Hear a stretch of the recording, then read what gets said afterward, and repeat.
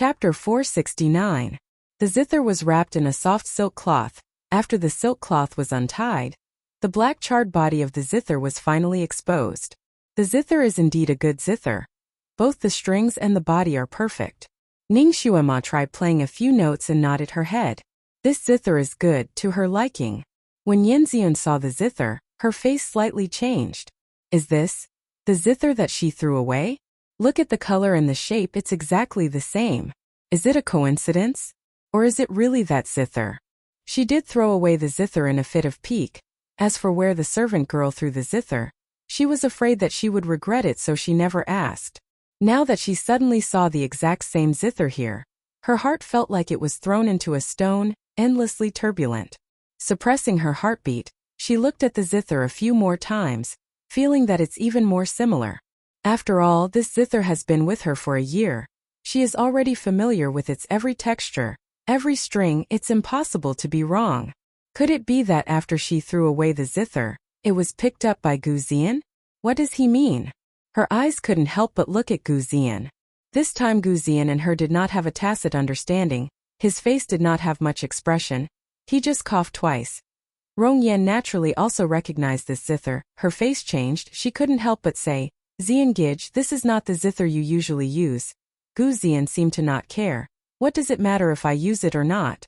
Zither are spiritual weapons. Every zither should be treasured. Are these words meant for her to hear? Yanxian slightly pursed her lips, her heart feeling complicated. Fortunately, her bad mood did not last long. Because Ning Xuema has already started to play. After a few notes, the whole hall instantly quieted down. When an expert shows his hand, it's easy to tell. Ning Xuema only played a short piece of music, but it was enough to stun everyone in the hall. Ning Xuema loved musical instruments. She knew a lot of musical instruments, but the one she was best at was the guqin. Perhaps it was because she had a special talent for playing the zither. In her previous life, when she learned this zither, she felt as if she had the help of God. It was as if this was an innate skill that she had picked up again. Every time she played, even her teacher would be amazed. After learning for a year, not only did she surpass her teacher, but she also couldn't find a match for her in terms of playing the guqin. If she hadn't become a special agent, perhaps she would have become a famous zither player in her previous life. The song she played this time was Moonlit Night on the Spring River. It was a famous song, but the people in this world had never heard it before. Coupled with her superb zither skills, it almost instantly brought people into the atmosphere of the zither. Along with the sound of the zither, a beautiful scene seemed to unfold before the eyes of the people on the boat. The moon was as big as a round plate, and the river water was flowing. The moonlight floated in the river, and the ripples were like fragments of silver. There were sporadic flowers blooming on the riverbank. As the river flowed, the flowers bloomed and withered in an instant. And the moon was sometimes full and sometimes waxing. The moon was waxing and waning, and the flowers bloomed and withered. Only the flowing river water remained unchanged. It was as if time flowed like water, and life had its own vicissitudes. Everyone held their breaths, afraid that if they breathed out too much, it would disturb the beautiful sound of the zither. People who dabbled in the arts were sensitive, and their emotions were easily affected by the sound of music. Those who were sensitive already had tears in their eyes, as if they were on the vast and empty riverbank, feeling the passage of time and the impermanence of life. Chapter 470. Ning Xuema had already played more than 2 parts of the song, but no one interrupted her. Finally, the complete moonlit spring river flower night was played and the sound of the zither stopped. There was a moment of silence in the hall, and then there was a thunderous applause. Almost everyone stood up and applauded Ning Xuema with all their might. Even 3 of the 4 judges on the judging panel stood up and applauded for her. Even the strictest zither master could not find any problems with Ning Xuema's playing. The 3 zither masters gave her a high evaluation in unison.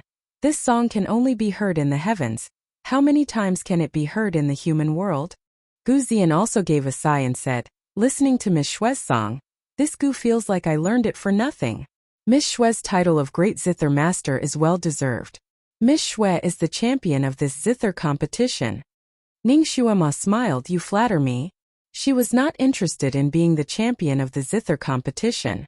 She was interested in the prize, the crystal phoenix wood. Her gaze landed on the prize and her eyes sparkled.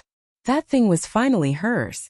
Ning Shuama gently pushed the zither and said, I have to thank Child Gu for his zither. Now this zither can be returned to its owner. Gu Zian shook his head and lightly said, This zither is not this Gu's. I was just afraid of wasting a heavenly treasure, so I casually picked it up. If Miss Shui wants to return it to its owner, you might as well go find its original owner. Ning Shuama was stunned. She was a very smart person and looked at Yanziyuan. Yanziyuan's face was a bit pale and her bright eyes dimmed. She was thinking too much. She thought that he didn't hate her, so he secretly picked up her zither. So he was just afraid of wasting a heavenly treasure. Moreover, he didn't want to keep it and just casually gave it away. Yanziyuan, thinking too much is an illness, you have to treat it. It's time to cut everything off. She gave a faint smile. Shue, this zither is mine. Can you return it to me? I'll give you a good one later. Ning Shuama naturally wouldn't refuse. She happily handed the zither to her and said, You don't have to give it to me anymore. I'm also on a journey, so it's inconvenient to bring this along. Yanziyuan took the zither and casually played it with her fingertips. A series of ding-ding-dong-dong-dong sounds were heard. Her expression was a little strange, as if she cherished it, but also as if she was indifferent. Gu Zian glanced at her, a hint of a smile on his lips.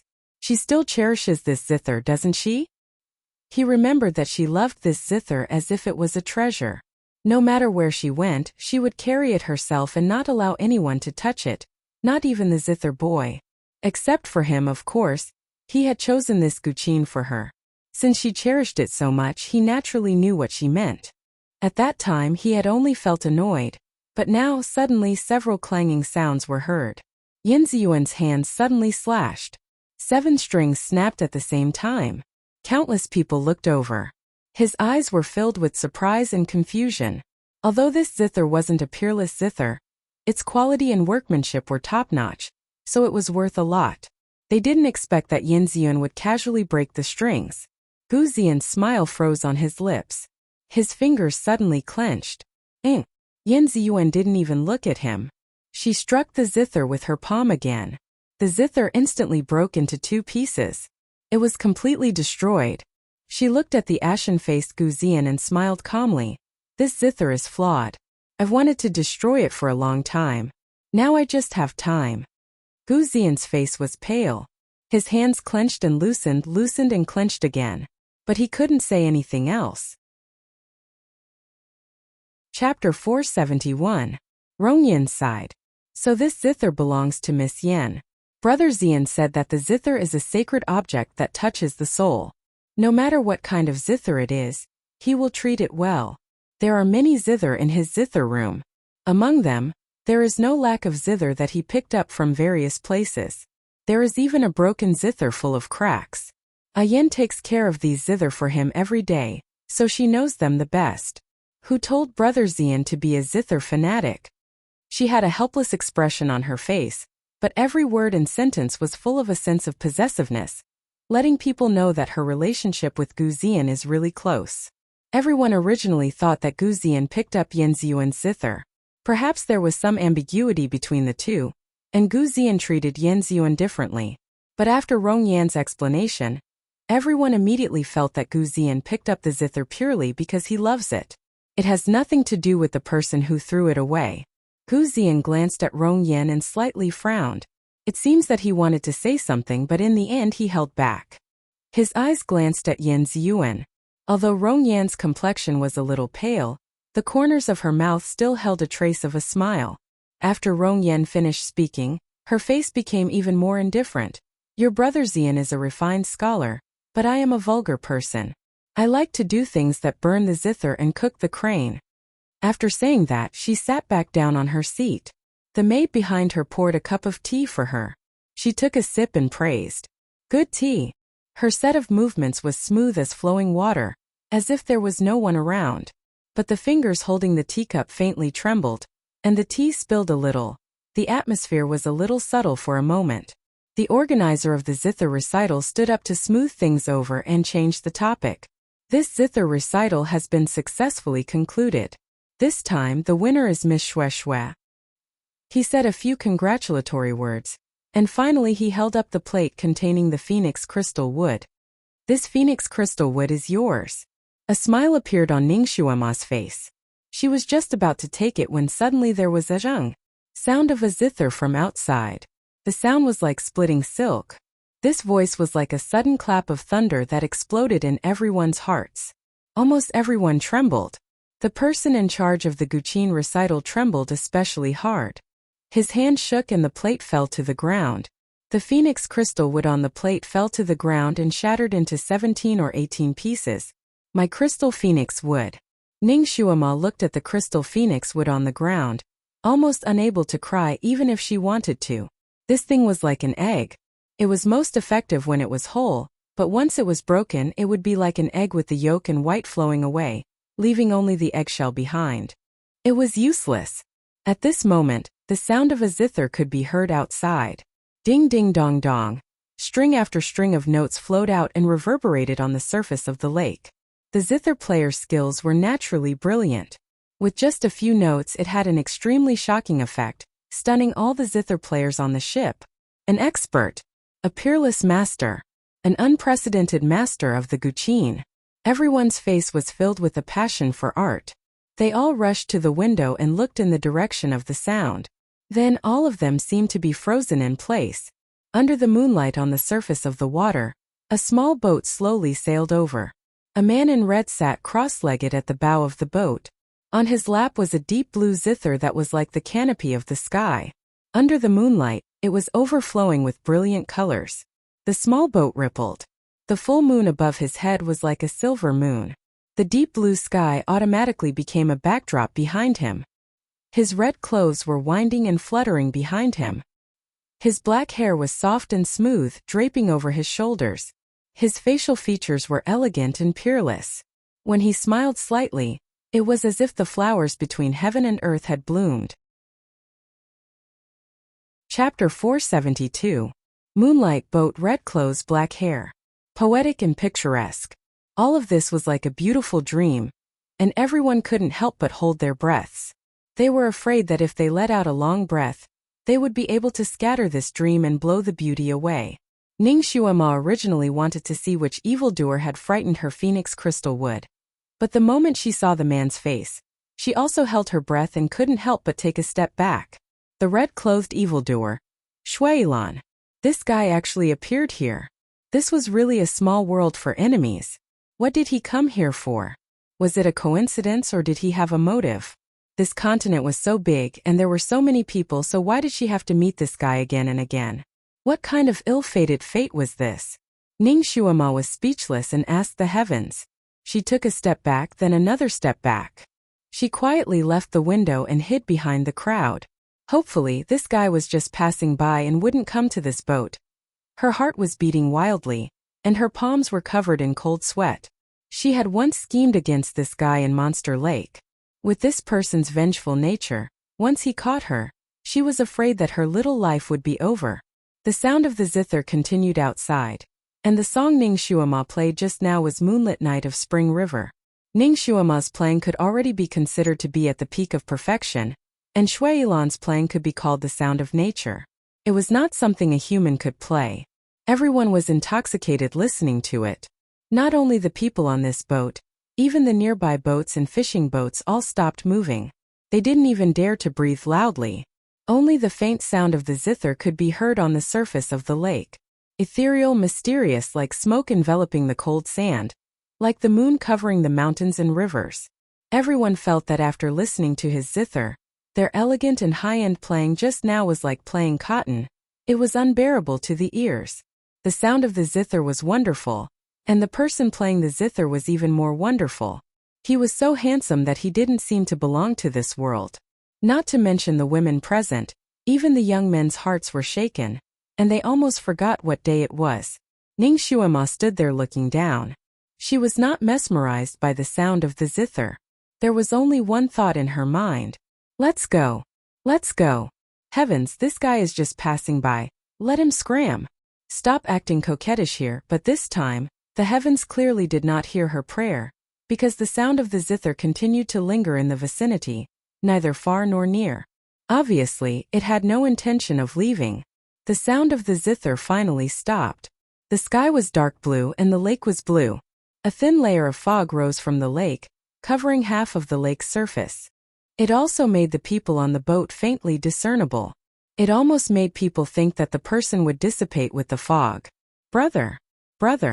No, great master, may I invite you onto the ship for a chat? The most respected musician judge on Ning Xuema's ship actually opened his mouth to invite him. Ning Xuema was shocked. Was this guy someone they could provoke? Was this musician trying to get himself into trouble? Would that evildoer agree? Ning Xuema's breathing had already stopped. Since you've invited me, I dare not refuse. Shui Ilan's reply came from outside with a smile. His voice was slightly hoarse, as if it contained a hint of water vapor. It was exceptionally magnetic and pleasant to the ears. He had actually agreed. The people on the boat were in an uproar, especially the women. Their eyes shone brightly as they watched the red-robed man slowly stand up from the boat. There was no one to paddle his boat, but it moved through the water and slowly moved towards the big ship. Chapter 473. The women began to dress up, tidying their hair and tidying their clothes. Some of them even quickly took out mirrors from their sleeves and secretly looked at themselves. They all wanted to show their best side to this man and not leave any flaws. Ning Xuema quietly retreated to the back cabin door. She wanted to leave before Shui Ilan boarded the ship. Her disguise might be able to fool the people here, but it definitely could not fool that guy's eyes. Because that guy was not human at all. Very good, because this place was located in the south and the weather was quite hot.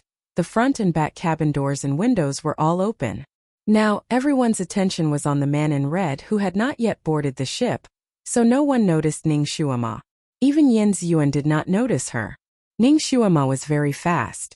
She quietly exited the back cabin door. She had to leave before that evildoer noticed her. This evildoer's Guqin skills were quite good. Perhaps he only boarded the ship to learn from others and might not harm the people here. As long as these people did not covet his Guqin, it should be fine. But she could not do that. She had a grudge against him.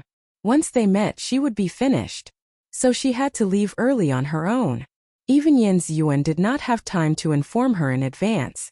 Because once she did, Yin Ziyuan would definitely ask countless questions. It would also alarm the others, and then there would be many more variables. She was afraid that she would make a noise and alert the evildoer, so she did not choose to jump into the water. Instead, she grabbed the rope beside her and slowly slid down. She entered the water very softly and did not make any noise. She only created a ripple on the surface of the water. To be safe, she did not dare to stay on the surface of the water. Once she entered the water, she directly dived to the bottom. She had to dive for more than 10 meters first. Just as she dived half a meter into the water around her suddenly rippled. It was as if something had closed in and directly enveloped her. When Ning Xuema saw it clearly, she realized that she had actually entered a big net that was the same color as the ripples. She was shocked and a bad feeling rose in her heart. She subconsciously tried to tear the big net in front of her, but she didn't know what the big net was made of. It was very strong, and she couldn't tear it open even after using all her mental strength. What was worse was that she was very familiar with the feel of the net, as if she had touched it before. Because it was nighttime, the light underwater was even dimmer. Ning Xuema couldn't see the color of the net even if she tried her best. She tried several ways to get rid of the net, but to no avail. After touching the net a few more times, the familiar feeling became even stronger. Even after using her knife to hack at the net, she still couldn't damage it in the slightest. Finally, Ning Xuema remembered the origin of the net. This was clearly the mechanism that she had used to trap that red-clothed evildoer. At that time she felt that the big net was stained with the red-clothed evildoer's blood, so she casually threw it into the monster lake. Who would have thought that he would appear here again? Needless to say, it was the red-clothed evildoer who had placed the net here. That bastard knew she was on the boat. He also knew that she was going to escape, so he had placed the net here in advance to wait for her. This mechanism was not something that could be destroyed by human strength. In order to get rid of the net, she had to go up again. Although she knew that going up would not be a good thing, Ning Shuama had no other choice at this time. If she didn't go up, she could only suffocate to death here. If she went up, she might still have a chance to survive. Her hands and feet moved in the water, dragging the big net upstream. Chapter 474. Unexpectedly, just as her head was about to touch the surface of the water, the net around her suddenly tightened again. She was stuck there, unable to go up or down. Ning Shuama tried several methods, but she was unable to get out of this situation. The surface of the water was only a few inches away from her, but she couldn't go up or breathe. She had already held her breath for a long time. Her chest felt like it was going to explode, and her head was buzzing from the lack of oxygen. Her heart turned cold. She had already experienced the feeling of holding her breath in the water once. She never thought that she would experience this feeling again a few days later. Although she had suffered that time and almost drowned, she still managed to escape in the end. What about this time? That red-clothed evildoer was clearly taking revenge on her. With his personality, would he let her go so easily? Ning Shuama desperately raised her head.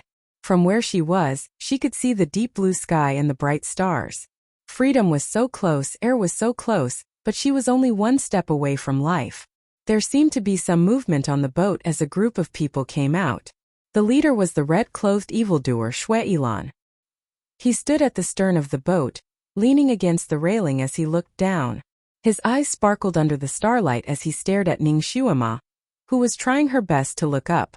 Separated by a thin layer of the lake, his eyes met hers. When their eyes met, Ning Shuama clenched her teeth. Shui Ilan looked down at her, who was on the verge of death. The corner of his lips curved into a gentle and elegant smile. The people behind him also looked down and naturally saw Ning Shuama struggling to get out of the water. Someone screamed, "Miss Ning Shuama has fallen into the water." Shwe shwe. Yen Xiun suddenly rushed out from the crowd. Someone quickly save her. Splash! Splash! Two boatmen jumped into the water and swam towards Ning Shuama, trying to get her out. Ning Shuama stared at Shui Ilan, who was standing at the end of the boat. She felt that this evildoer wouldn't let anyone save her so easily. He still wanted to toy with her. The two boatmen quickly swam to Ning Shuama's side, only to discover that she was wrapped in an almost transparent net. No wonder she couldn't get up. Without another word, the two men stretched out their hands to pull at the big net. They wanted to tear the big net apart or pull her up with the net. Unexpectedly, the net seemed to be fixed in place and they couldn't move it at all. Because of the commotion caused by their actions, Ning Shuama, who was trapped in the net, swayed twice in the water. This movement caused the last bit of air in her mouth to be exhausted. She knew that at this time, even if she suffocated to death, she couldn't breathe. Otherwise, if she choked on the water, she would really be finished. Her face was still red at first, but then it slowly turned white and green. She bit her lips so hard that her lips were bleeding, but she did not feel any pain. His vision was getting darker and darker, and his head was getting dizzier and dizzier. His forehead was twitching as if something was about to pop out. The two boatmen naturally saw that her situation was critical. One of them steeled his heart and said, "Miss Shui, sorry for the offense." He raised his head to take a deep breath and plunged into the water. His lips moved towards Ning Shuama's lips, wanting to give her some air to slow her down. But before his lips could touch Ning Shuama's lips, his body in the water suddenly trembled, as if he had been attacked by something. His face turned white, and his body tilted. He died on the spot and slowly sank into the water. Chapter 475. The other person was shocked and subconsciously reached out to grab his comrade. However, just as his fingers touched his comrade's clothes, his expression changed. With a groan, his body tilted and sank into the water. Because they were high above the water, the people on the boat could not see what happened in the water. They only saw the two people sinking into the water. Yin Xiun was worried about Ning Shuama's safety and immediately sent two people who were good at swimming. Ning Shuama's heart turned cold. She naturally knew that the deaths of the two boatmen were related to Shui Ilan. They were most likely plotted against by him. As long as that bastard was standing there, no matter how many people were sent, it would be useless. They would lose a few more lives for no reason. Although she knew it clearly, she could not open her mouth to warn the people on the boat because she had been underwater. She tried her best to widen her eyes and stared at Shuailan. If looks could kill, Shuailan would have been dismembered by her several times. Shuailan had been standing there with his hand on the railing. His posture was elegant and he looked like a demon. The smile on his lips was overflowing as he coldly watched Ning Shuama struggle on the brink of death. Because of the lack of oxygen, Ning Shuama's head became more and more bloated. In the end, it felt like it was going to explode. The psychokinesis in her body was also rushing around in her body, causing her tendons and meridians to hurt as if they were being torn apart. She subconsciously adjusted her breathing and adjusted her chaotic meridians. She did not know what was going on. When she adjusted her breathing and adjusted the airflow in her body, her forehead suddenly jumped again. It was as if a small mouth was slowly opening there.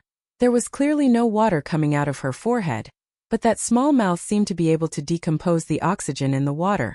After a moment, she actually did not feel suffocated anymore. What was going on? Could it be that there was really an additional small mouth on her forehead? Wasn't that like Erlang Shen?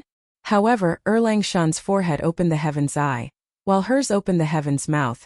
She almost wanted to raise her hand to touch it, but just as she was distracted, she felt that the little mouth on her forehead that could breathe underwater wanted to close. This was already her only hope. She immediately focused her mind and once again circulated her energy. She finally managed to get the little mouth to breathe again. Shuailan leaned on the railing and looked at her. She was still glaring at him earlier, but now she had her eyes closed. She pursed her lips slightly and floated in the water. Her long hair was spread out behind her as she floated in the water. She looked extremely fragile.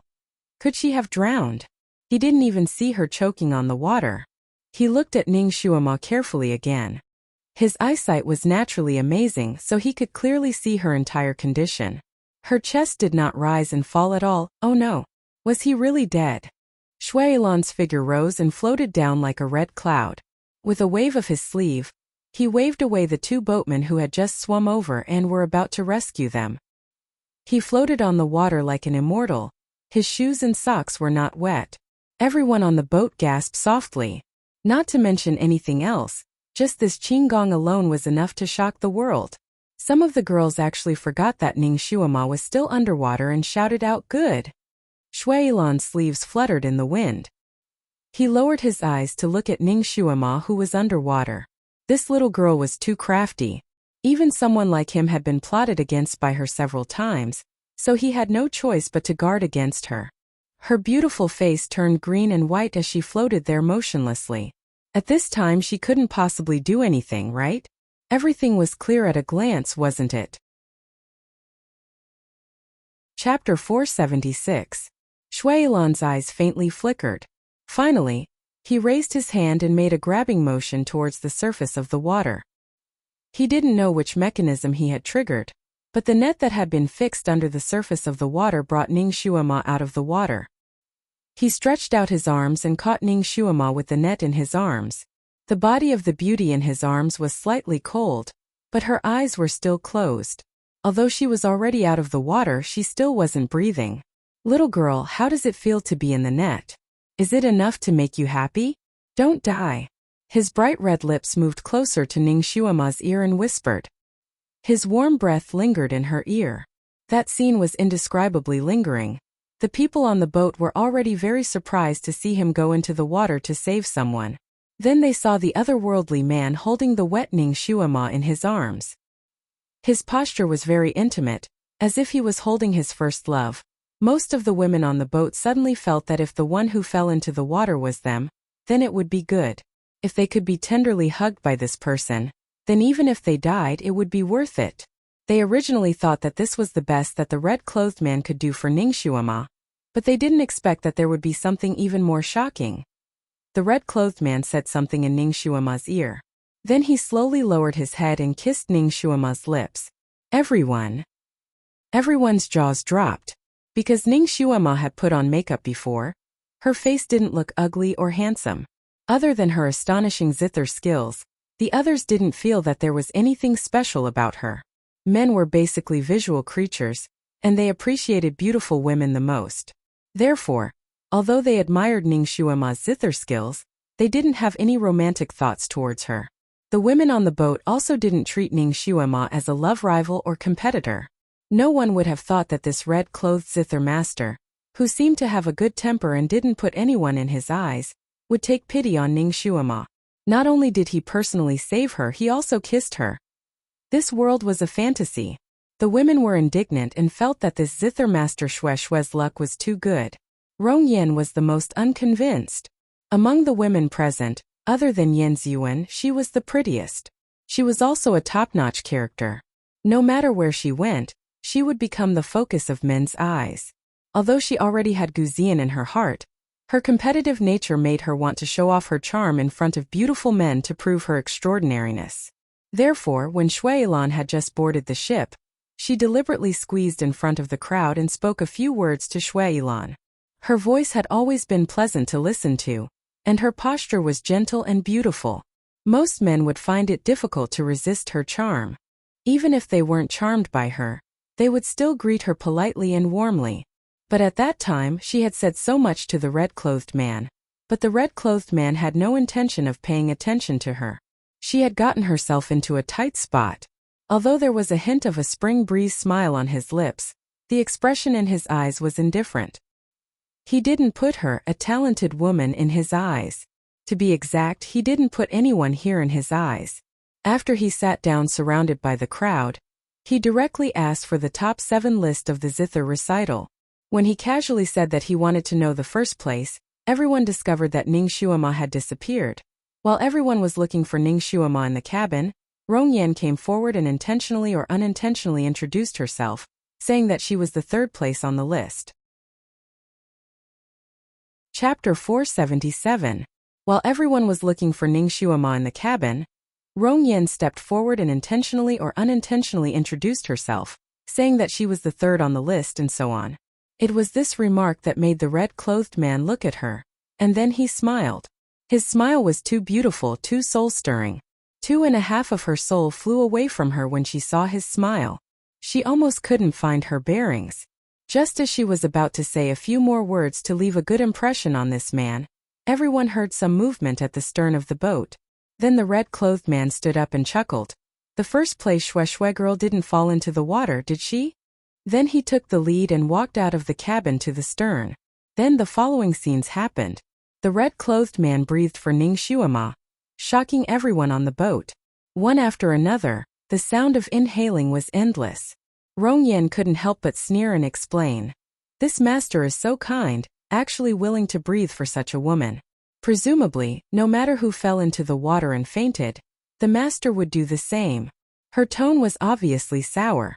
Yan Ziyuan originally didn't want to pay attention to her, but hearing her say that about her friend, she immediately became angry. Rong Yan, what nonsense are you talking about? What kind of woman is this? Shui is a woman's husband. How can someone like you casually praise her?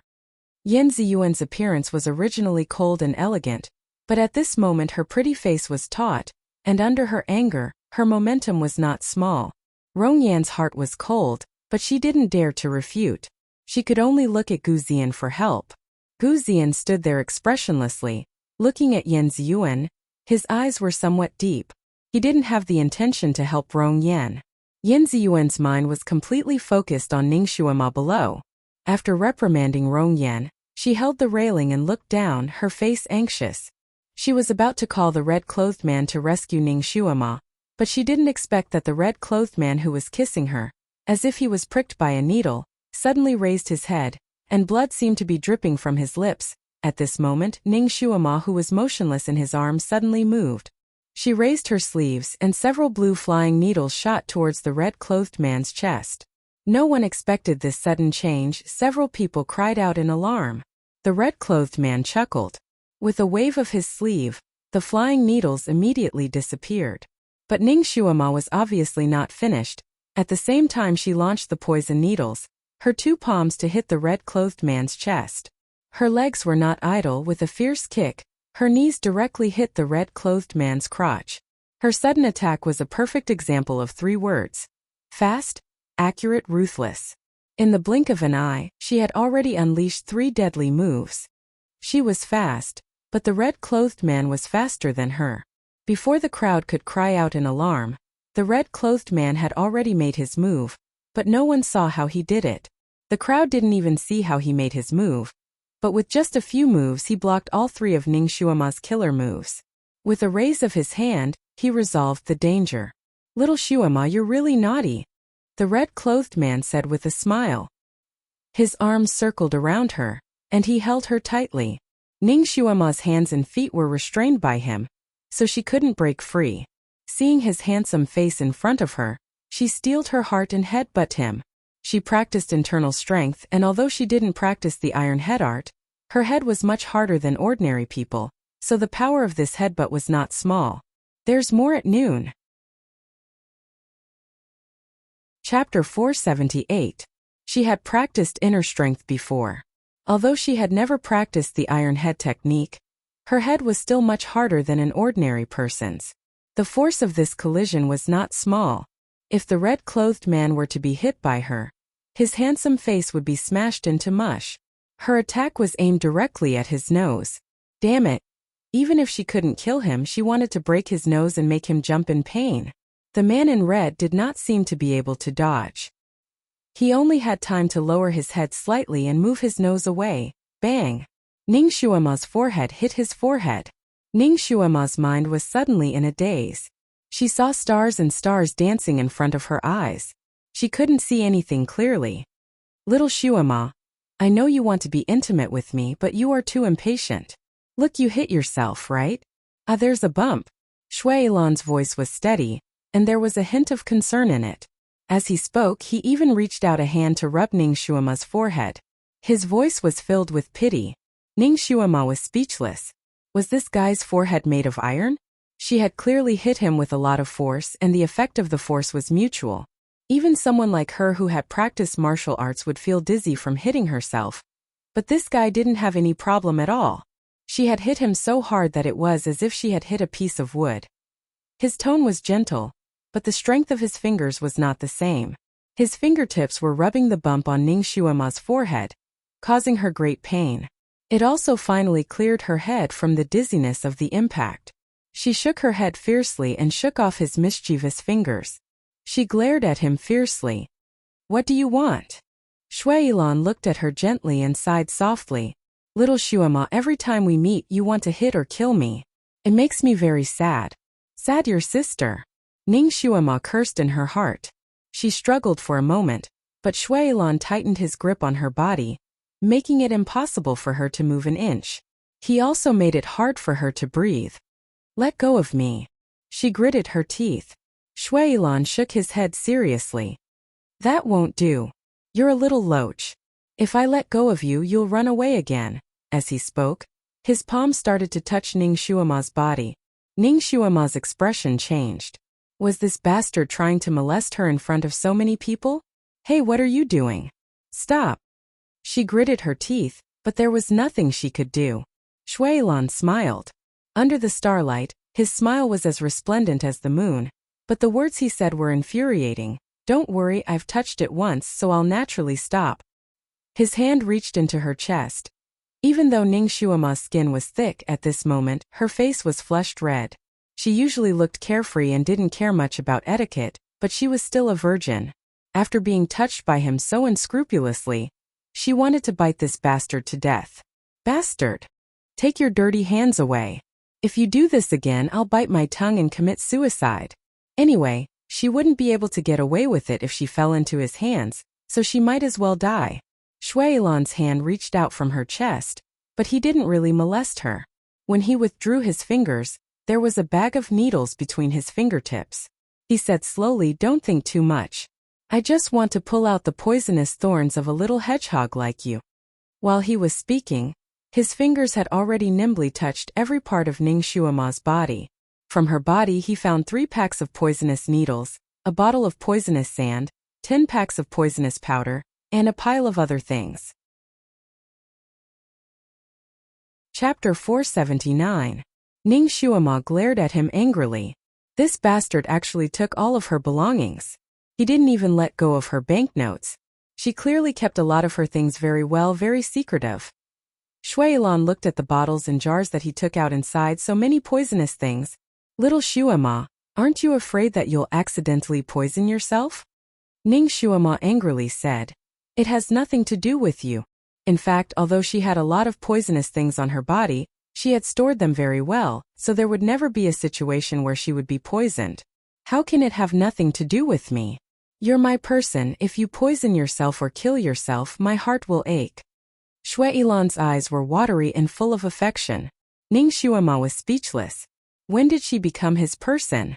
Also, what did this bastard say about his heart aching?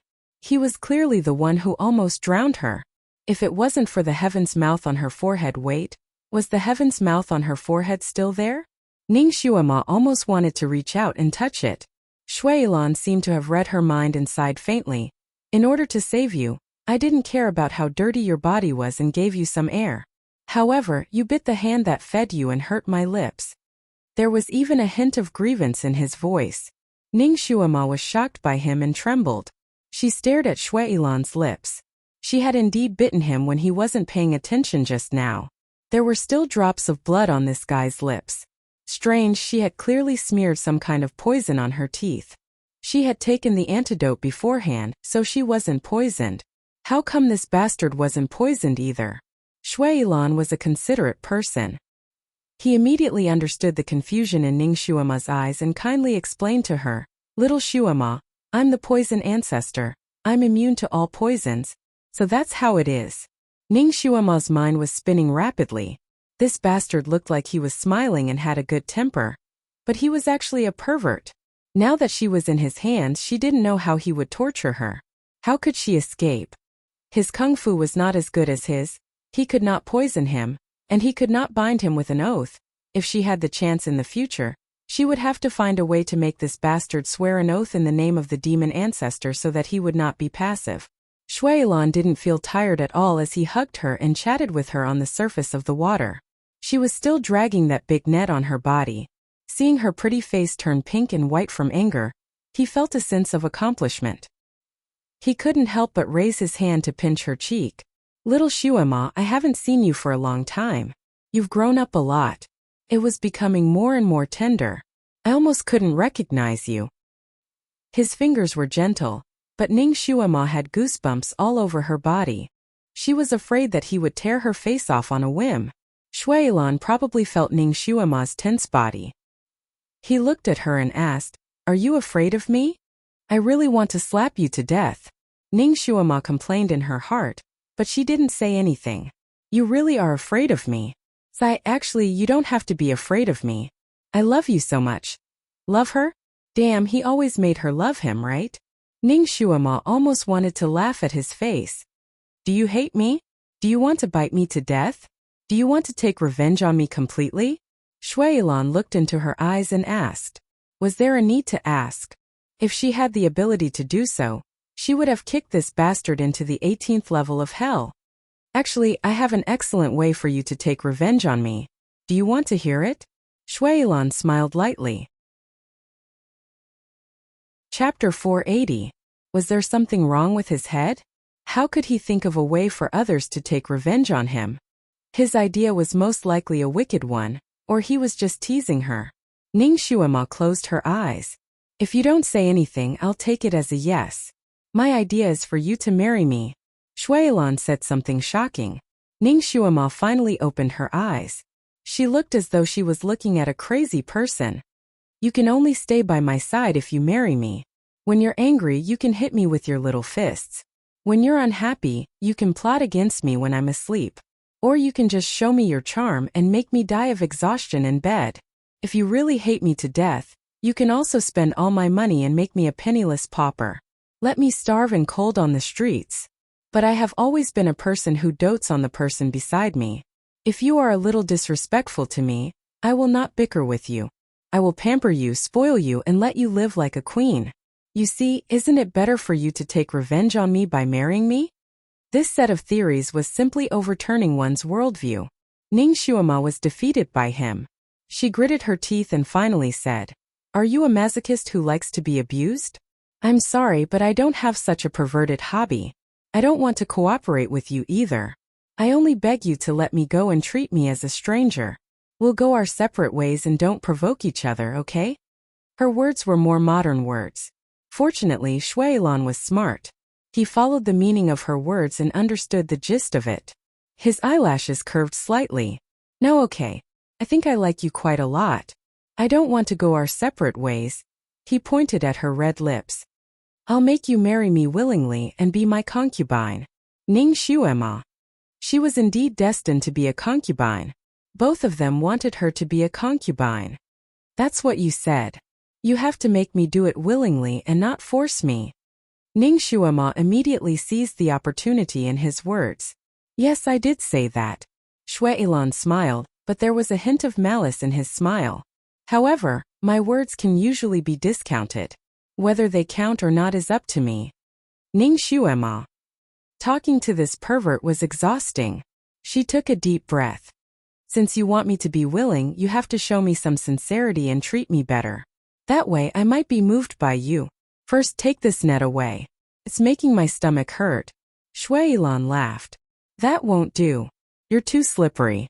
I'll be more at ease with this net covering you. Didn't you say you were going to treat me well? You can't even fulfill such a small request?"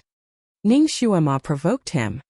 "If you agree to my proposal and become my concubine, I'll naturally treat you well." Shuailan looked at her with a smile. "Why don't you agree now?" "Agree my ass. Only a ghost would be his concubine. Besides, this guy didn't mean what he said." She was afraid that if she agreed, he would do whatever he wanted to do to her. He might even make fun of her. This kind of person had a characteristic. The more he couldn't get something, the more he would desperately pursue it. Once he got it, he would put it to the back of his mind.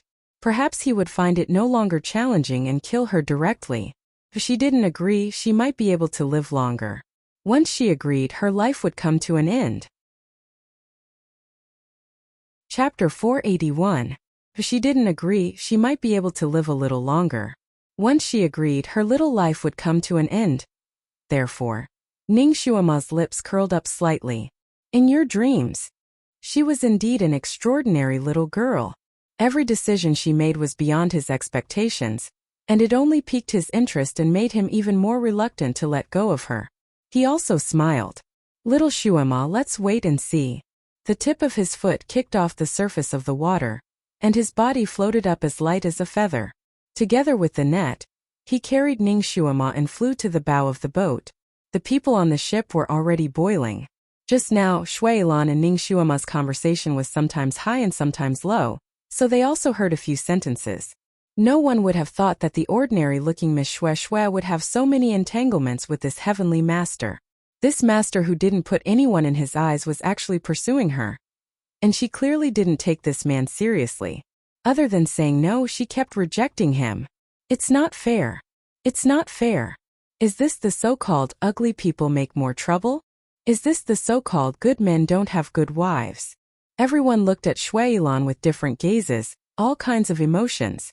Of course, they also saw Ning Xuema in Shuailan's arms. Ning Xuema was tightly held in Shuailan's arms. Her small face was almost buried in his chest, so no one could see her expression. That kind of posture was too intimate. Who knew how many girls' hearts were broken? It also made the eyes of a few girls who had just been in love quietly turn red. Yin Ziyuan was worried about her good friend. She didn't care about anything else and hurriedly stepped forward. "Xue, are you okay? Did you choke?" Ning Xuema was still in Shuailan's arms and only said a few words. "I'm fine. You guys can leave." Yin Ziyuan didn't know what the red-clothed evildoer was planning to do by bringing her on board the ship. With his murderous temper, it was obviously not safe for Yin Ziyuan to stay on the ship. It was best for her to leave as soon as possible. Yin Ziyuan didn't understand the meaning of Ning Xuema's words.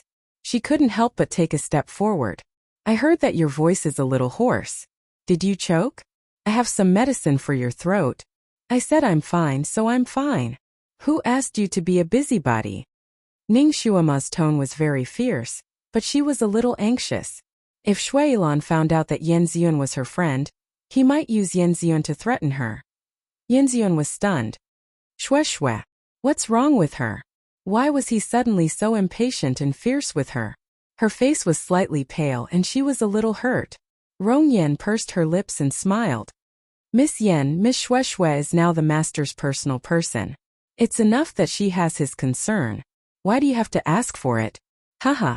Rong Yan's laughter disgusted Yanzun. She coldly looked at her. Rong Yan, if you don't speak in a strange way, no one will think you're mute. I can care for whoever I want. What's the matter? A sentence blocked Rong Yan's mouth. Rong Yan's face changed, but she still pretended to be a white lotus. Miss Yan, although you don't want to recognize me, I'm still your sister in name. I just want to care for you. I don't want to see you get bullied. Sister? Yin Ziyuan sneered. Her voice was cold. Your surname is Rong and my surname is Yen. We don't have any blood relationship. What kind of sister are you? You want to enter the Yin mansion's door so much? You don't even want your own ancestors? These words were a little harsh. Chapter 482. Rong Yan was so mean in public that she couldn't continue to act like a white lotus anymore. Her face sank. Miss Yan, we as the younger generation shouldn't ask about our parents' right and wrong. But you've gone too far. Our father has already accepted my mother as his second wife. In any case, she should stay by our father's side. It's fine if you don't agree, but you're also trying to prevent them from reuniting and separating them. Is this your filial piety as a child? In this era, men marrying and taking in concubines was a very common thing, so the people present at most secretly laughed at Madame Rong's lack of virtue, but they didn't think there was any problem with Yen Darren taking in a second wife. In addition, Rong Yin intentionally or unintentionally created an image of her mother, enduring humiliation in front of everyone. She even intentionally or unintentionally made people misunderstand that Rong Yan's mother was actually Yen Darren's childhood sweetheart. Because Madame Yen used a scheme to get the position of the mistress of the Yen family, Madame Rong was sad and married to the Rong family. After the decline of the Rong family, Yen Darren felt sorry for his old lover and took them to the Yen family. Then the two of them relapsed and got together again. Rong Yan's mother didn't care about the hatred of Madame Yan's interference. She was benevolent and righteous, endured humiliation and was willing to be a concubine. This kind of story was obviously more in line with the aesthetic of the poor couple, so everyone sympathized with Rong Yan's mother who was placed in the outer residence and couldn't enter the Yen family. The people present were all scholars. This kind of people had a bit of pride and didn't fear power. They sympathized with the weak from the bottom of their hearts. At this moment, seeing Yin Zian being aggressive, they couldn't help but be a little angry. This mouth, that mouth, whether overtly or covertly, criticized Yen Ziyuan for being unfilial and arrogant and domineering.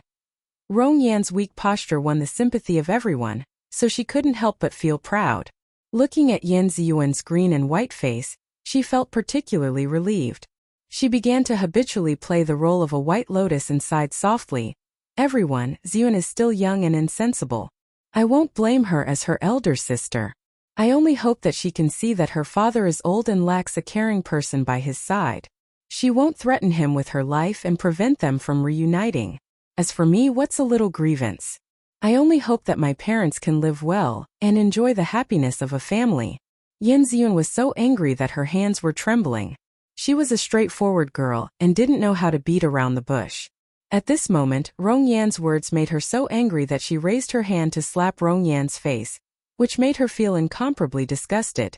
Her talent in telekinesis was actually quite good, and she had received guidance from a famous teacher in the Yen Manor. Her martial arts were also quite good, and this palm strike brought with it a sharp gust of wind. Rong Yan's talent in psychokinesis was average, and her martial arts practice was just so. Saying that her martial arts were flowery and impractical was a bit of an exaggeration. How could she escape from Yen Ziyuan's angry palm? He was so scared that his face changed. She screamed, "Brother Zian, save me!" She had already finished her sentence, but the slap still hadn't landed on her face. Her heart stirred and she opened her eyes.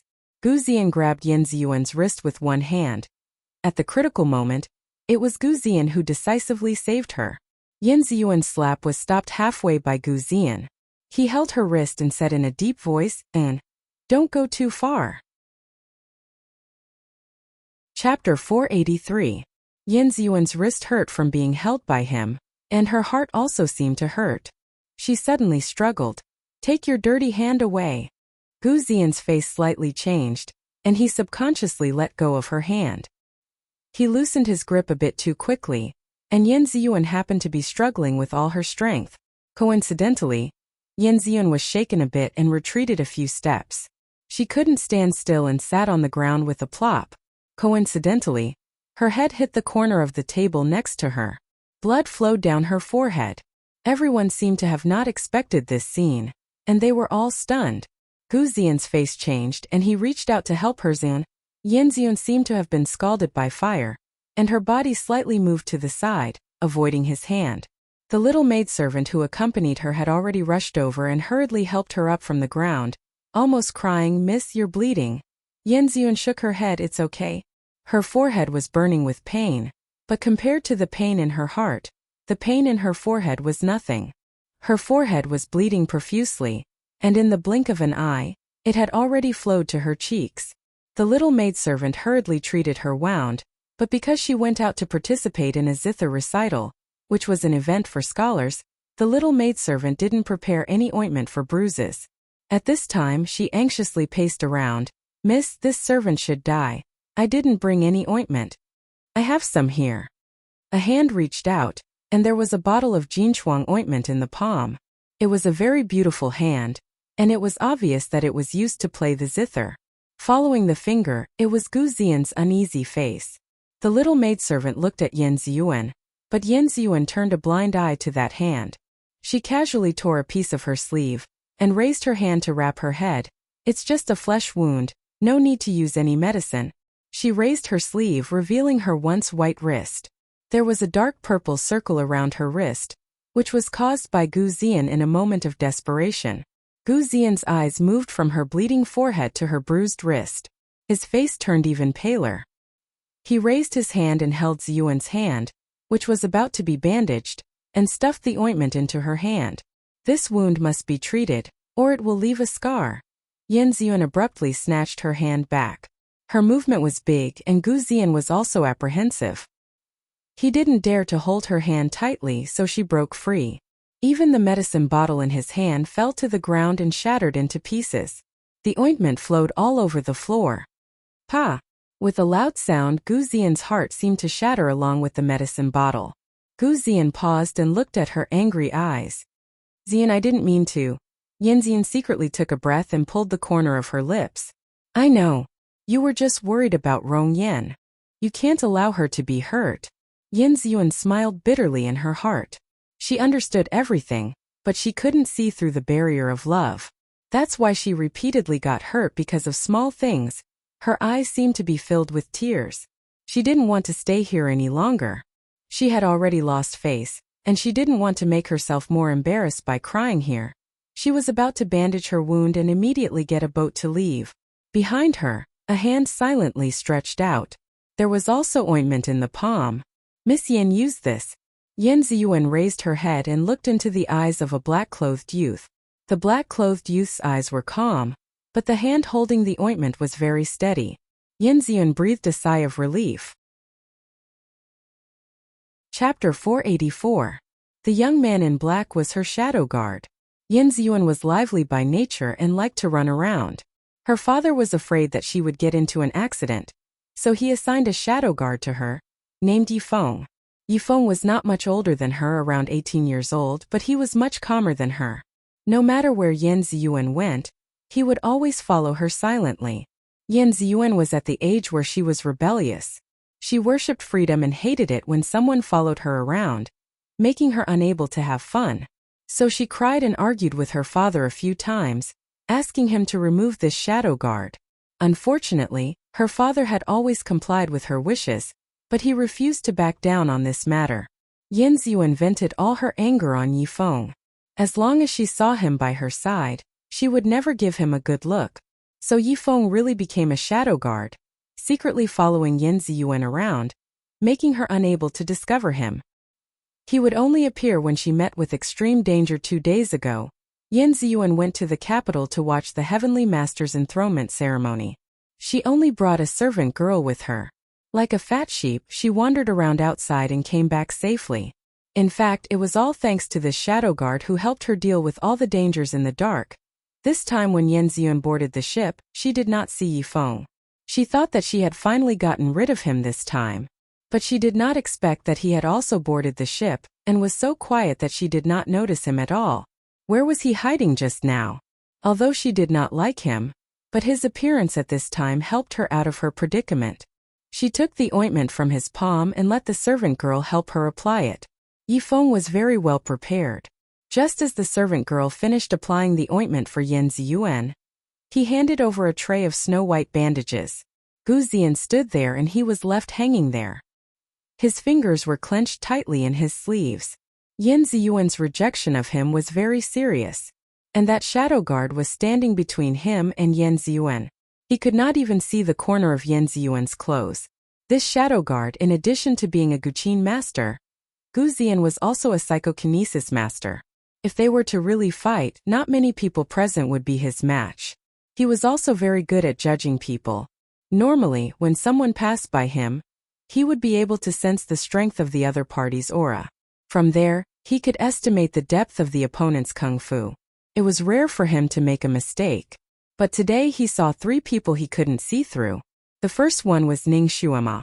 This little girl didn't seem to have a high psychokinesis, but her aura was very strong. The second was Xue Yilan. This red-clothed man not only had a strong aura, but his psychokinesis was also unfathomable. Just looking at him made him feel anxious. That feeling was like a rabbit meeting a tiger. He knew that this person must not be provoked. The third was this shadow guard called Yi Feng. This youth was like a peerless sword hidden in its scabbard. He had a calm demeanor. Although he was silent, no one could ignore him. Gu Ziyan could not see the level of his martial arts at all. Yi Feng's face was not the kind of handsome face that was popular nowadays. His face was strong and simple.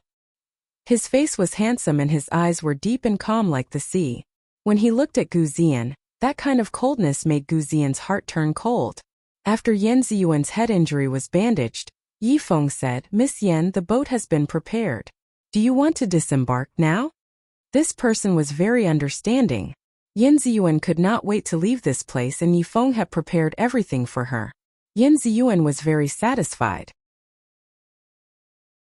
Chapter 485. Yan Ziyuan was very satisfied. When she looked at Yi Feng again, she didn't feel so disgusted.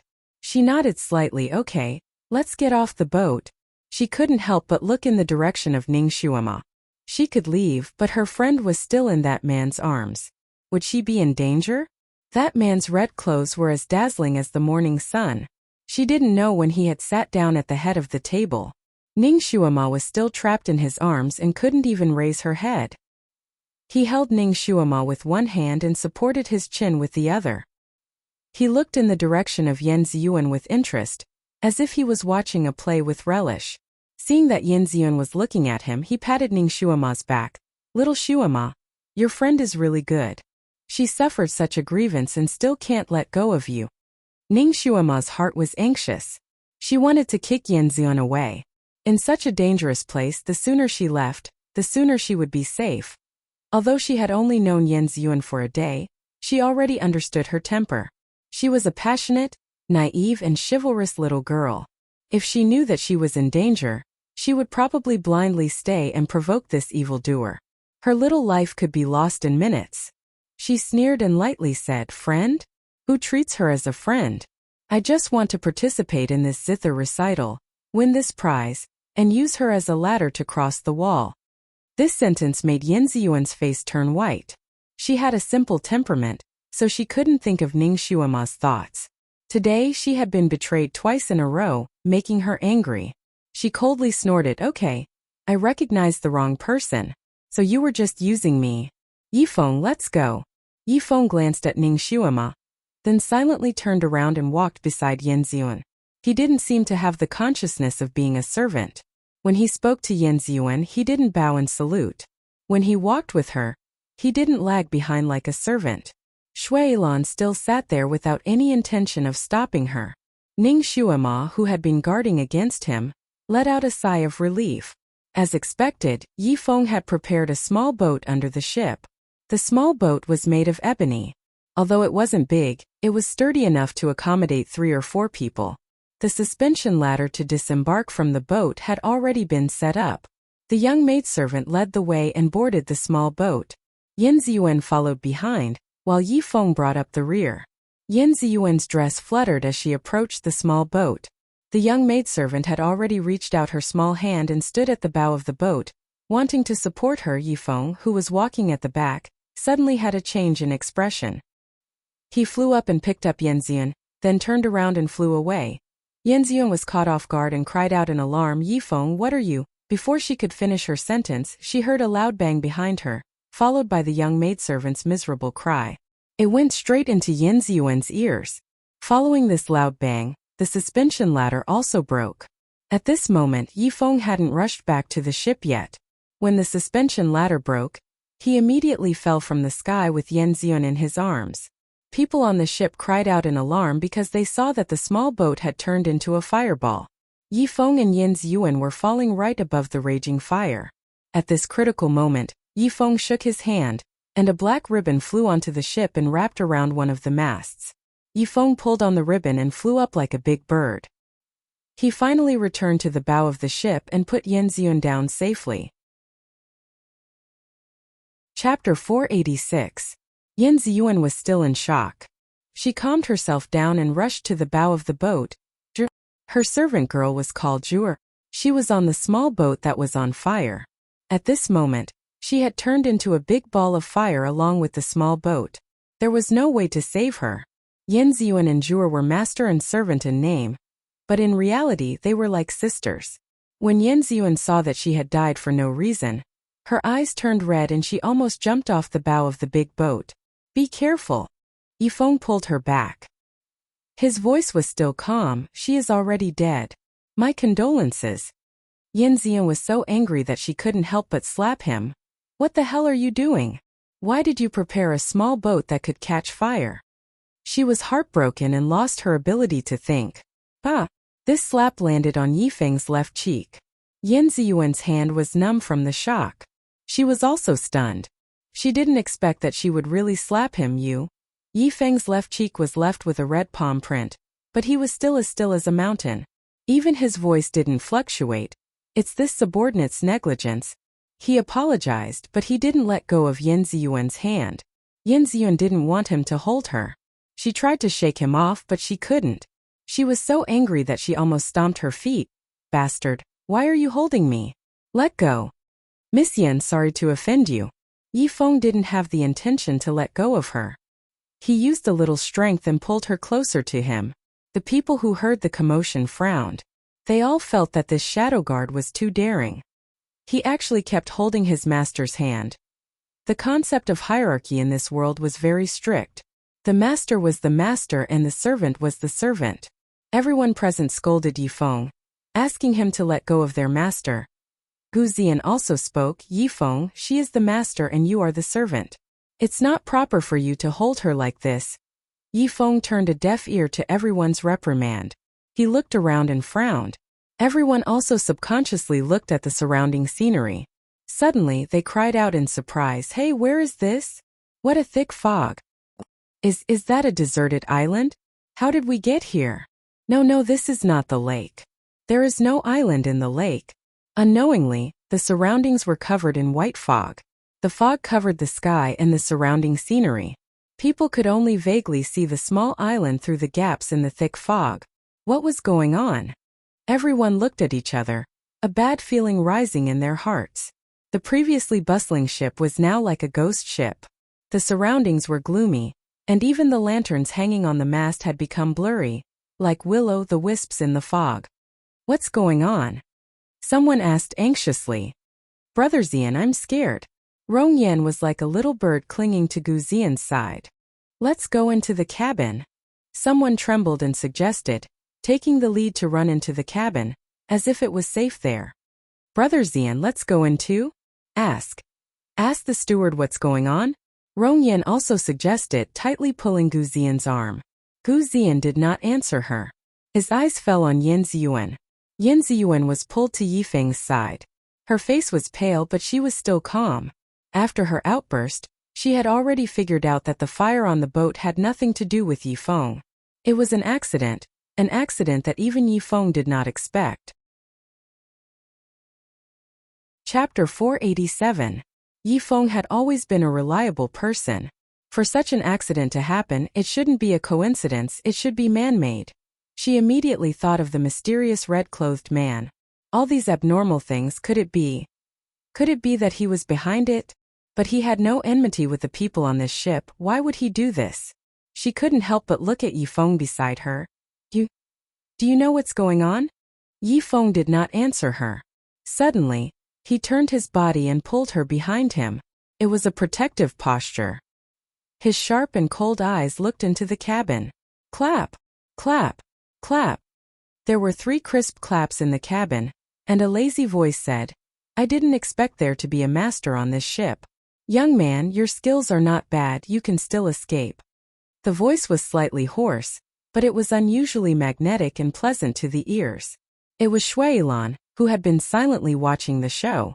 "I don't know why you set up this puzzle and I don't want to know. But my lady has no enmity with you, why do you want to kill her?" Yifeng said in a low voice. "Must there be enmity before I can kill?" Shuailan chuckled, "I just like to." He answered as if it was natural, but it made everyone's expression change. "If you like to kill, then kill without asking for any reason. This theory is too demonic. This person is not a master, he's clearly a demon." Everyone looked at the chaotic scene around them, and they were all flustered. "Who the hell are you?" Someone shouted. "I'm not a human." Shuailan's voice was light, as if it carried the murderous aura of a water ghost. It made people feel a chill down their backs. Not a human? Then he's definitely not an immortal. Could it be the legendary demon? "What is your purpose for coming here?" "I heard the sound of the zither and came here to compare notes with everyone," Shuailan answered elegantly. Everyone looked at each other again, and they secretly sighed in relief. If it was just to compare notes on zither skills, it wouldn't be too dangerous. "I don't know how the master wants to compare notes. Grandmaster zither skills are brilliant. There are only a few people here who can match up to Grandmaster." Rongyan boldly asked. "You mortals naturally can't compare to me," Shuailan replied bluntly, "but I can allow you to fight as a group. Team battle?" What did he mean? Everyone didn't understand. Fortunately, Shuailan still had an explanation.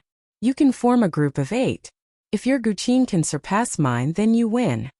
Everyone let out a sigh of relief. In terms of the beauty of the zither, they might not be a match for the red-clothed man. But 8 zither against 1 zither was a sure win. All they had to do was to play the zither at the highest volume. "If we win, will your excellency remove the camouflage and let us go?" "Of course." "Then what if we lose?" "If you lose, you'll naturally die," Shuailan replied casually. On this boat, there was no lack of people with fiery tempers.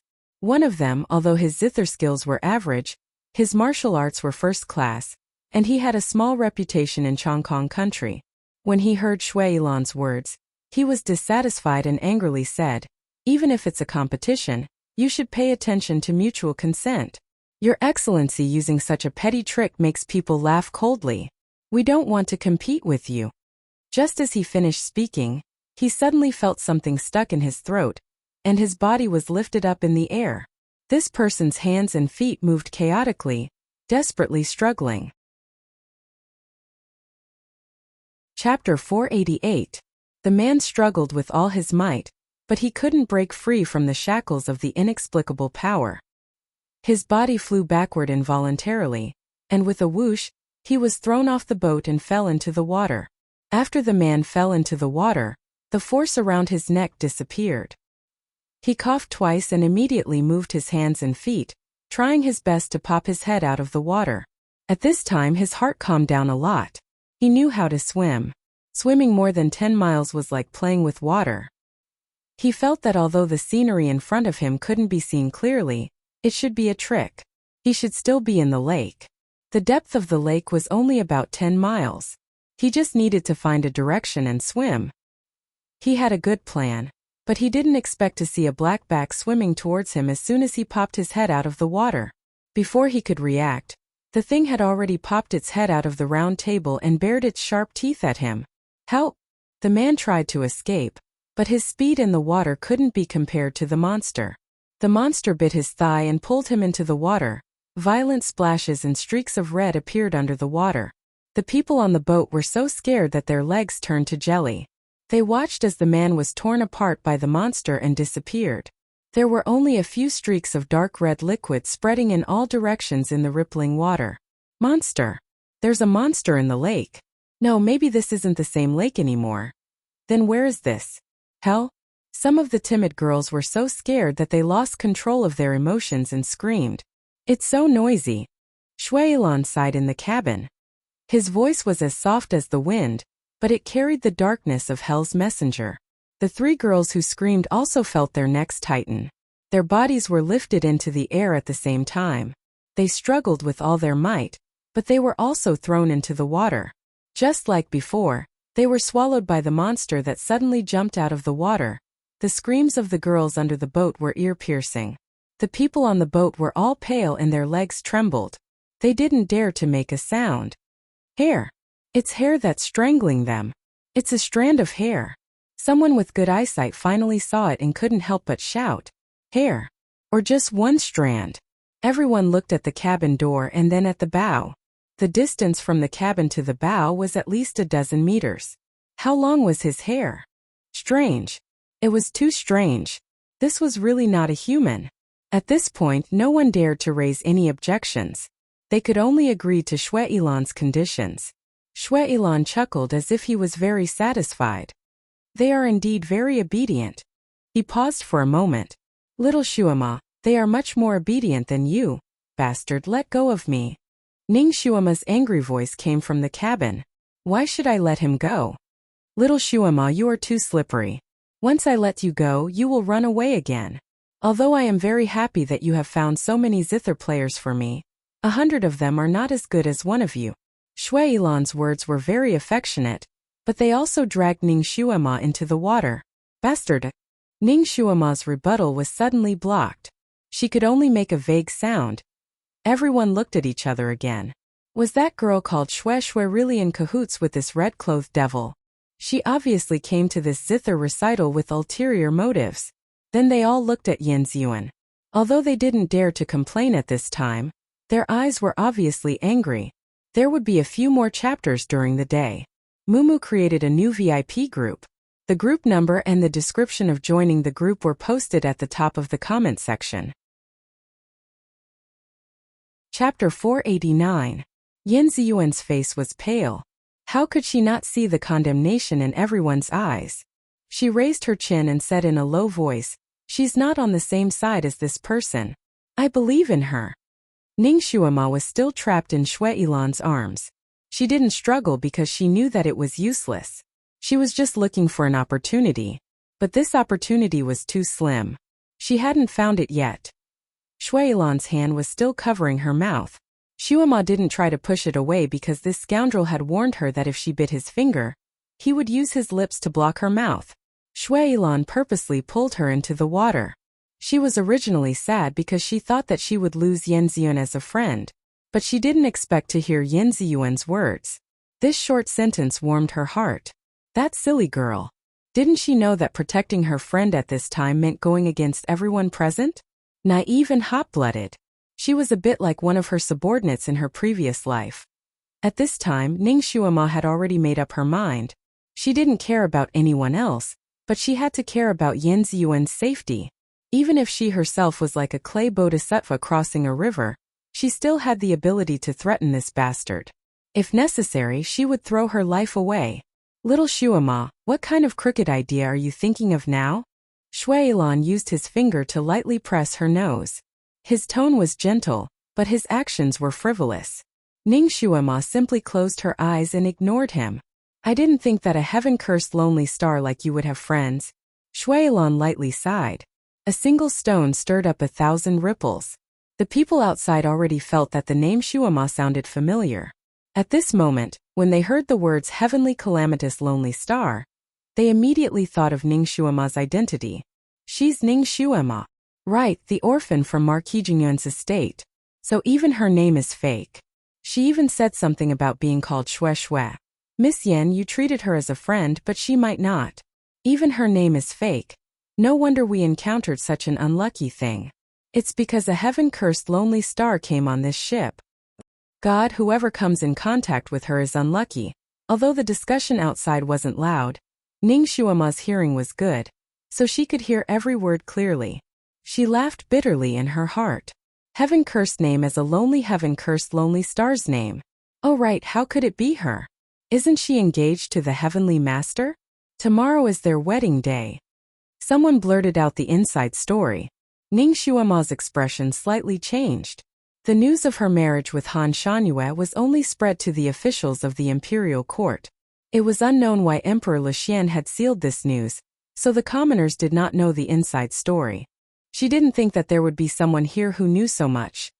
Logically speaking, tomorrow was indeed her wedding day with Han Shangyue. If she didn't run away, she would be carried to the heavenly master's estate and married to the new heavenly master. Although she didn't want to marry him, it was better than falling into the hands of Shuilan. So it was better for her to stay still? Now that she couldn't even keep her life, Han Shangyue should have known that she had escaped. With his ability, it shouldn't be difficult for him to track her down, right? But he didn't show up. It seemed that he didn't take her seriously. You're actually engaged to that bastard. You promised him? Chapter 490. You're actually engaged to that bastard. You promised him? While Ning Xuema was somewhat absent-minded, Shuilan's somewhat perturbed voice entered her ears. His handsome face was no longer full of smiles. Instead, it was completely gloomy.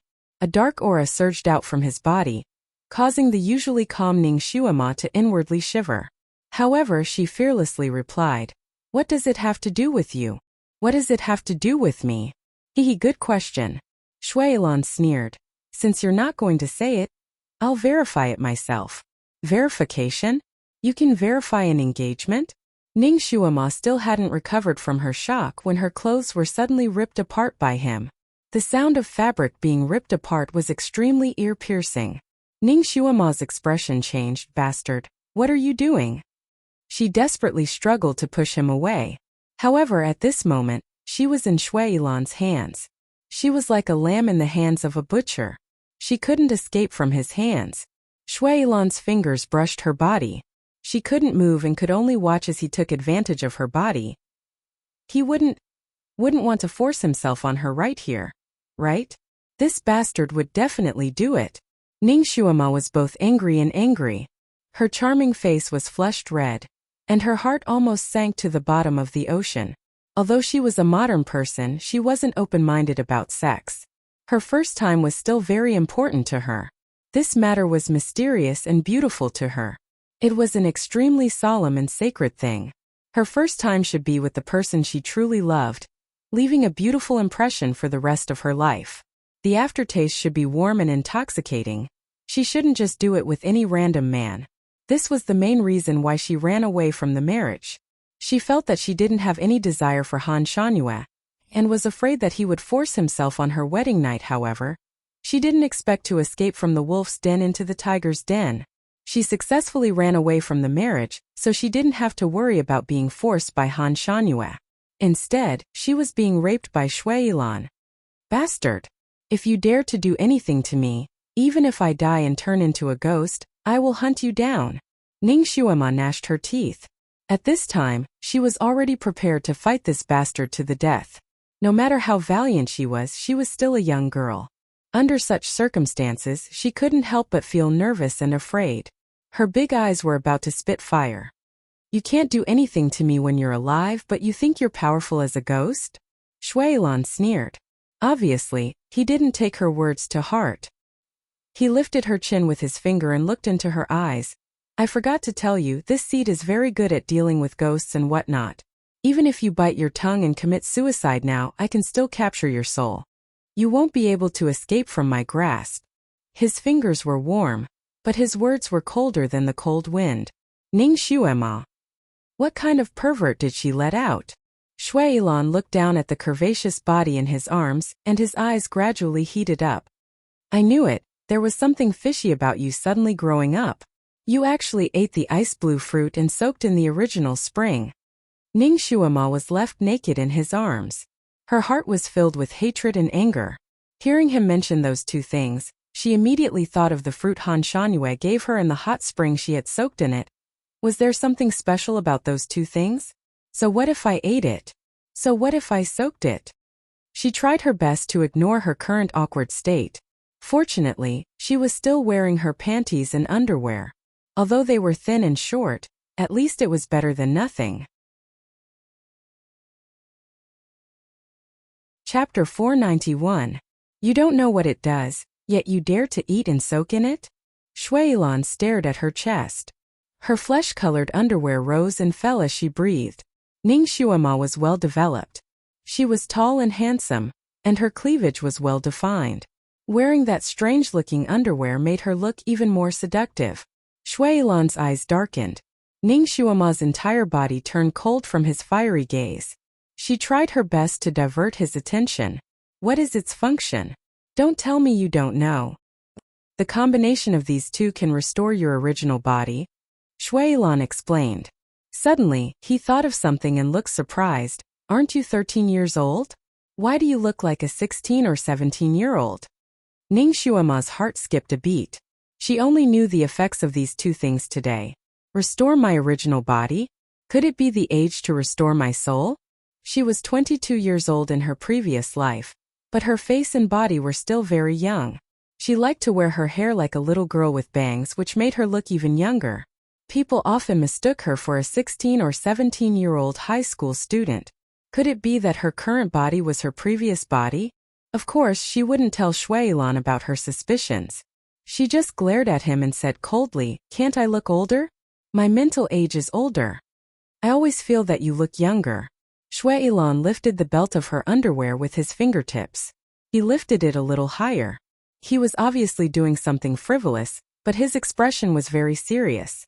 It didn't look like he was taking off a girl's clothes, but more like he was dismantling a bag of explosives.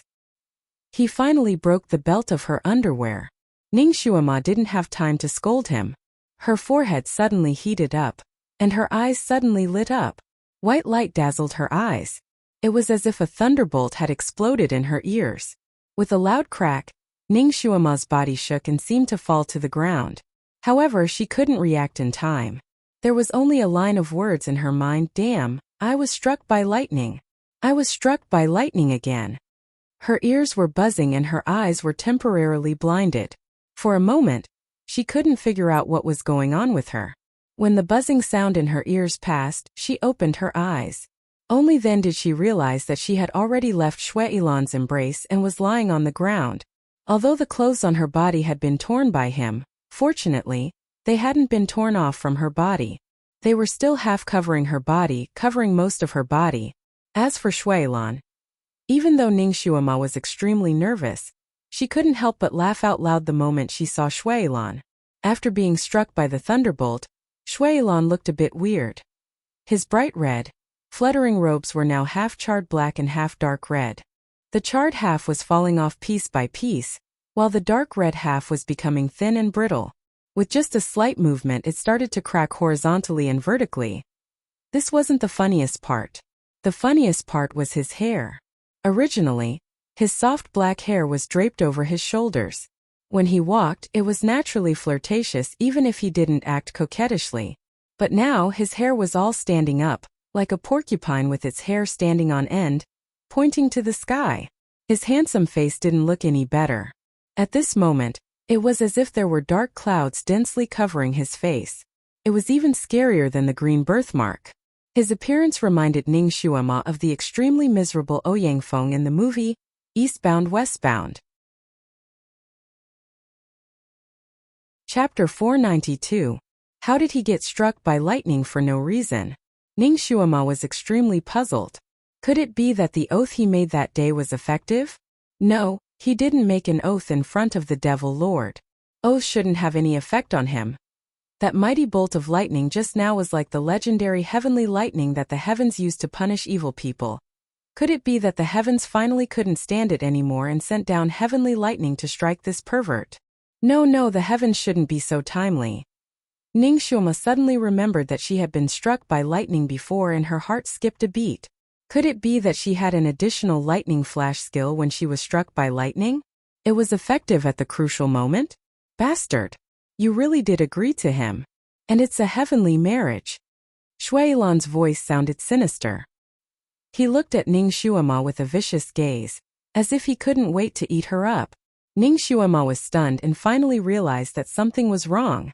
Could it be that when she casually agreed to Han Shanyue's proposal by the lake, the heavens were the witnesses? Like an oath that couldn't be broken again? No, it can't be. How could it be so magical? That day when she was struck by lightning and had a cinnabar mole, it wasn't a coincidence but a mark, a proof? She couldn't help but raise her hand to touch her forehead. Just now there was a sudden heat. Her cinnabar mole usually looked like it was drawn with a cinnabar brush and couldn't be touched.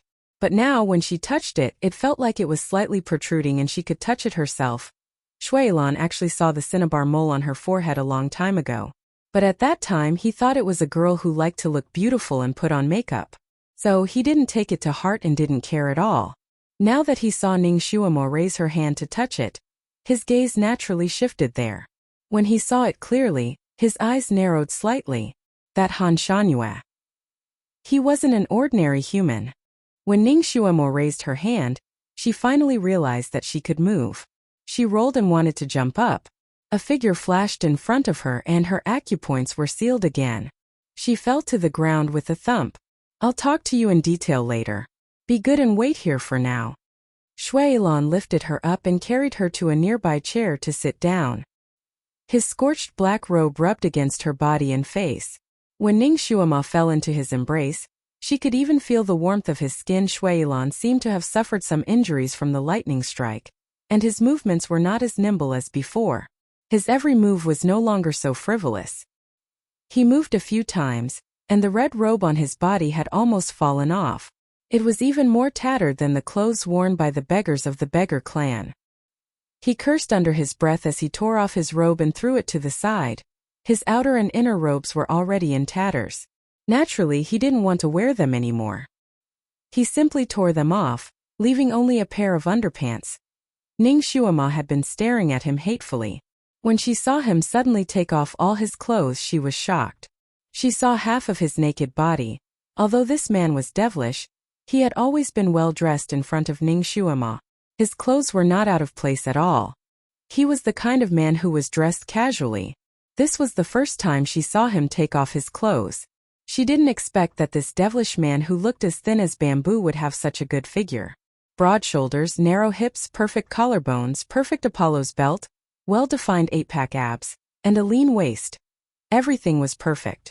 The only imperfection was that because he had just been struck by lightning, his face was still a little dark and his skin was a little yellow. Chapter 493. Do I look good?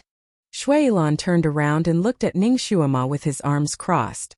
A trace of ridicule flashed through his eyes. Ning Shuama realized that she had been staring at his body for more than 10 seconds. She felt a little embarrassed, but she did not show it on her face. It's just as my body is just so. Shuailan walked in front of her and lifted her chin. His eyes narrowed dangerously. Then tell me, whose body is not as a Han Shanyue's? Did you see his body? Ning Shuama was speechless. She had never seen the body of that big block of ice. She hadn't even seen his face clearly. Sometimes she could clearly see his face, but she did not know why. She would forget his face in the blink of an eye. Even now, when she thought of that person, she still could not remember his face. He did not wear a mask, but he looked like he was wearing one. That person dressed very carefully. His wide sleeves wrapped himself tightly like a rice dumpling. Not even an inch of his skin was exposed. Perhaps if she did not run away, she would be able to see his body when they consummate their marriage tomorrow night. You miss him. Ning Shuama felt a sudden pain in her chin. Shuailan pulled her thoughts back. Shuailan's voice was like ice rain. You really saw him? Ning Shuama was annoyed by his jealous tone. She sneered. He is my fiancé. What's so strange about seeing him? His body is 1,000 times better than yours. No, 10,000 times better. Since this guy was so vain, she would say something that would anger him to death. You are looking for death. Shuailan was furious. He raised his hand and wanted to tear her clothes, but his hand stopped halfway. He stared at Ning Shuama for a moment and smiled. You are still a virgin. How could you see him? Little girl, you should be more careful with your words. His finger caressed her lips. It doesn't matter even if you've seen him. When I undo your heavenly marriage restriction, I'll let you have a taste of a real man. His lips came close to her ear, and his warm breath brushed against her face. My skills in bed are excellent. I'll definitely make you, and you'll never want to leave me again. He was so close to her that Ning Shuama felt goosebumps all over her body. His words were obviously a little obscene and flirtatious, but coming from his mouth it didn't sound vulgar. Instead it had a kind of seductive charm. Ning Shuama closed her eyes slightly and did not respond to his words. She did not want him to do something even more despicable. Shui Lan smiled. His mood seemed to have improved slightly. Seeing how tough you are usually, I thought you wouldn't care about this. Turns out that you know how to be shy. Out of nowhere, he took out a robe and put it on her shoulders, covering her body tightly. From now on only I can see your body. No one else is allowed to see it. Do you hear me? Ning Shuama was too lazy to care about him. A faint light lit up in Shui Lan's palm and covered his entire body. The light circled around him and disappeared after a while. He stood up again. Miraculously, the blackness on his face that was caused by the lightning strike had disappeared. It was as if he had just taken a shower. His whole body was refreshed, and his skin was as white as jade. He stretched out his hand again, and a new set of robes appeared in his palm. He seemed to like the color red, and the robes were still red. Chapter 494. He seemed to have a preference for red. His robe was still red. He slowly put it on. He smoothed out his hair that was slowly falling down. Actually, from the moment he used his hair to throw people, there was no one else in the cabin. They all ran out of the cabin like a gust of wind. There were only the two of them in the big cabin. After a while, Shui Lan returned to being a handsome young man. However, his waist-length hair was much shorter. The ends of his hair were damaged by the lightning, so he simply cut them off. He tidied everything up and sat down in the center of the cabin. He lazily said, "The first group can come in." The commotion in the cabin just now naturally caused the people outside to be in a state of shock. None of them dared to come in and take a look. The scenery around them was still dark. The big ship floated in the water. No one knew where it would drift to. There were man-eating monsters in the water. Moreover, it wasn't just one. They saw 7 or 8 of them just now. Those monsters surrounded the ship. From time to time they would reveal their dorsal fins. No one could leave. If they wanted to live, they had to defeat the red-clothed evildoer. There were 38 Guqin players outside, including the judges. There were 2 judges who were too old and didn't meet Shui Lan's requirements. They were sent out. The other 36 people were split into groups of 8. There were still 4 people left as substitutes. In this group, Gu Xian's prestige was the highest. He was the one who assigned the groups. He matched each group according to their own playing characteristics, striving to achieve the most perfect result. The people were divided into groups. The leader of each group was the one with the best Guqin skills. No one objected. At this time, everyone had to be united to survive. No one dared to fight for anything. Yin Ziyuan kept waiting for him to assign her to a group, but she didn't expect that in the end he still didn't seem to see her. He still looked down on her, right? He thought she wasn't worthy of being a group leader. Yin Ziyuan felt bitter. Fortunately, she was used to being disappointed and didn't take it to heart. At the end of the line, Gu Ziyan called out her name. Ziyuan. He then called out a few more names. We'll be in the same group. If it was in the past, being assigned to the same team as Gu Ziyan, she might have been overjoyed. But now she wouldn't think about it anymore. Her piano skills were indeed complementary to Gu Ziyan's, so it was natural for her to be assigned to the same group. Rong Yan had been nervously waiting for a long time, but she still hadn't been assigned. Seeing that the last group had been assigned, she couldn't help but ask, "Brother Ziyan, can I be in the same group as you?" Gu Ziyan didn't even look at her. "No, you can be a substitute." Rong Yan was startled and looked at the other 3 people who were also substitutes. The 3 of them also looked weak and delicate. It seemed like Gu Ziyan was really taking care of her. She felt a sweetness in her heart. Brother Ziyan, I'll listen to you. At this time, being a substitute was much safer than being a team member. While speaking, she glanced at Yan Ziyuan in a teasing manner. Miss Yan is also a substitute. Yi Feng, who had been watching with folded arms, suddenly said coldly. Gu Ziyan didn't say anything, but Yan Ziyuan promptly said, "No, I and Master Gu Ziyan's piano skills complement each other. We can cooperate to suppress each other's piano skills. For the sake of everyone's safety, I will fight." Her words were calm, official and rational. Yi Feng didn't speak and still stood beside her. Chapter 495. Gu Ziyan looked at her with a complicated gaze. She had always called him master, but this was the first time she called him Great Master Gu Ziyan. Her voice was clear and crisp, but he felt that it was extremely harsh. He took a deep breath and suppressed the indescribable feeling of irritation in his heart. This was not the time to think about messy things. He had to explain to everyone what they should pay attention to when cooperating. He was indeed a great master of the ancient zither. He had special instructions for each group, and each instruction was important. In this kind of life and death situation, everyone listened very carefully. He had just finished explaining when Shui Ilan's voice came from inside, allowing one group to enter. According to the plan, the first group of people walked in without hesitation. After a while, the sound of the zither finally came out from inside the cabin. Because Shui Ilan had told them in advance, only one group was allowed to enter at a time. The others could only wait outside and could not peek. Otherwise, if he found out, he would kill everyone to silence them. Because of this threat, these people naturally did not dare to take the risk, and all of them pricked up their ears to listen. Gu Ziyan was worthy of being called an expert. He only needed to concentrate for a moment before he could tell which zither was being played by which person. The first group performed well. They were indeed playing according to his instructions. At the beginning there was a bit of a flaw, but after playing a few notes they became more and more in sync. The melody was grand, almost lifting the roof of the ship. Such a big and loud zither. It should be enough to suppress the red-clothed evildoer's zither, right? They had not heard the red-clothed evildoer's zither until now. Could it be that it was suppressed? Gu Ziyan had not finished thinking, when a clear and bright zither sound slowly came out, directly drilling into everyone's ears.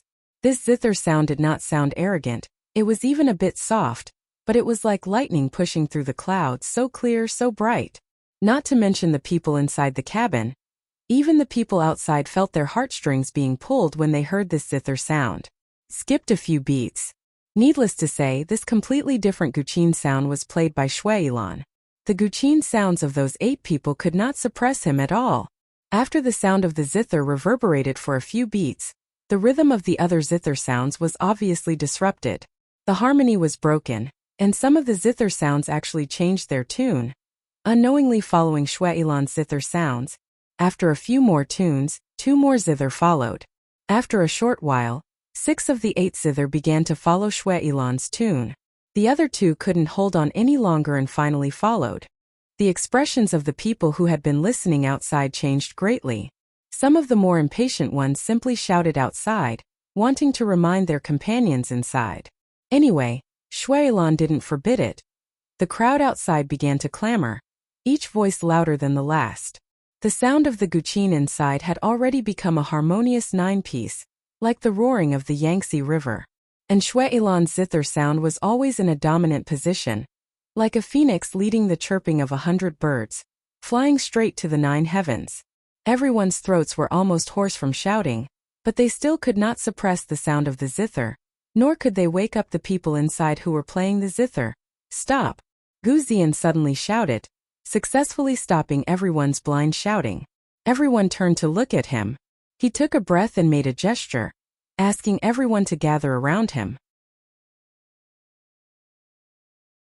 Chapter 496. He lowered his voice and said in a voice that only the people around him could hear. His music can bewitch people's hearts and affect the mind of the person playing the zither. We must think of other ways. Other ways. Everyone looked at each other and couldn't think of any way. Yi Feng said from the side, "Just don't listen to his music." Everyone was stunned and immediately came over. Yes, don't listen to him. These people usually listen to the sound of the zither and subconsciously distinguish the quality of the other party's music. Unexpectedly, they didn't think of covering their ears and not listening to the other party's music. The people in the second group immediately agreed on the music they were going to play together, and then they tore the corners of their clothes and prepared to go in and play with cloth balls in their ears. If they don't listen to the other party's music, they won't be led away by the other party. After about 7 or 8 minutes, the sound of the zither finally stopped. There was a dead silence in the cabin. The people outside also held their breath. What happened to the people inside? Why was there no movement at all?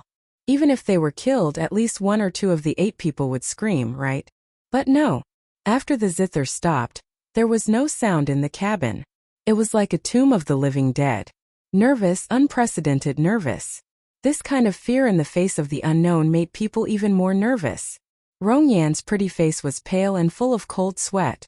Her small hand pulled Gu Xian's lapel, as if she wanted to get some strength from him to support herself.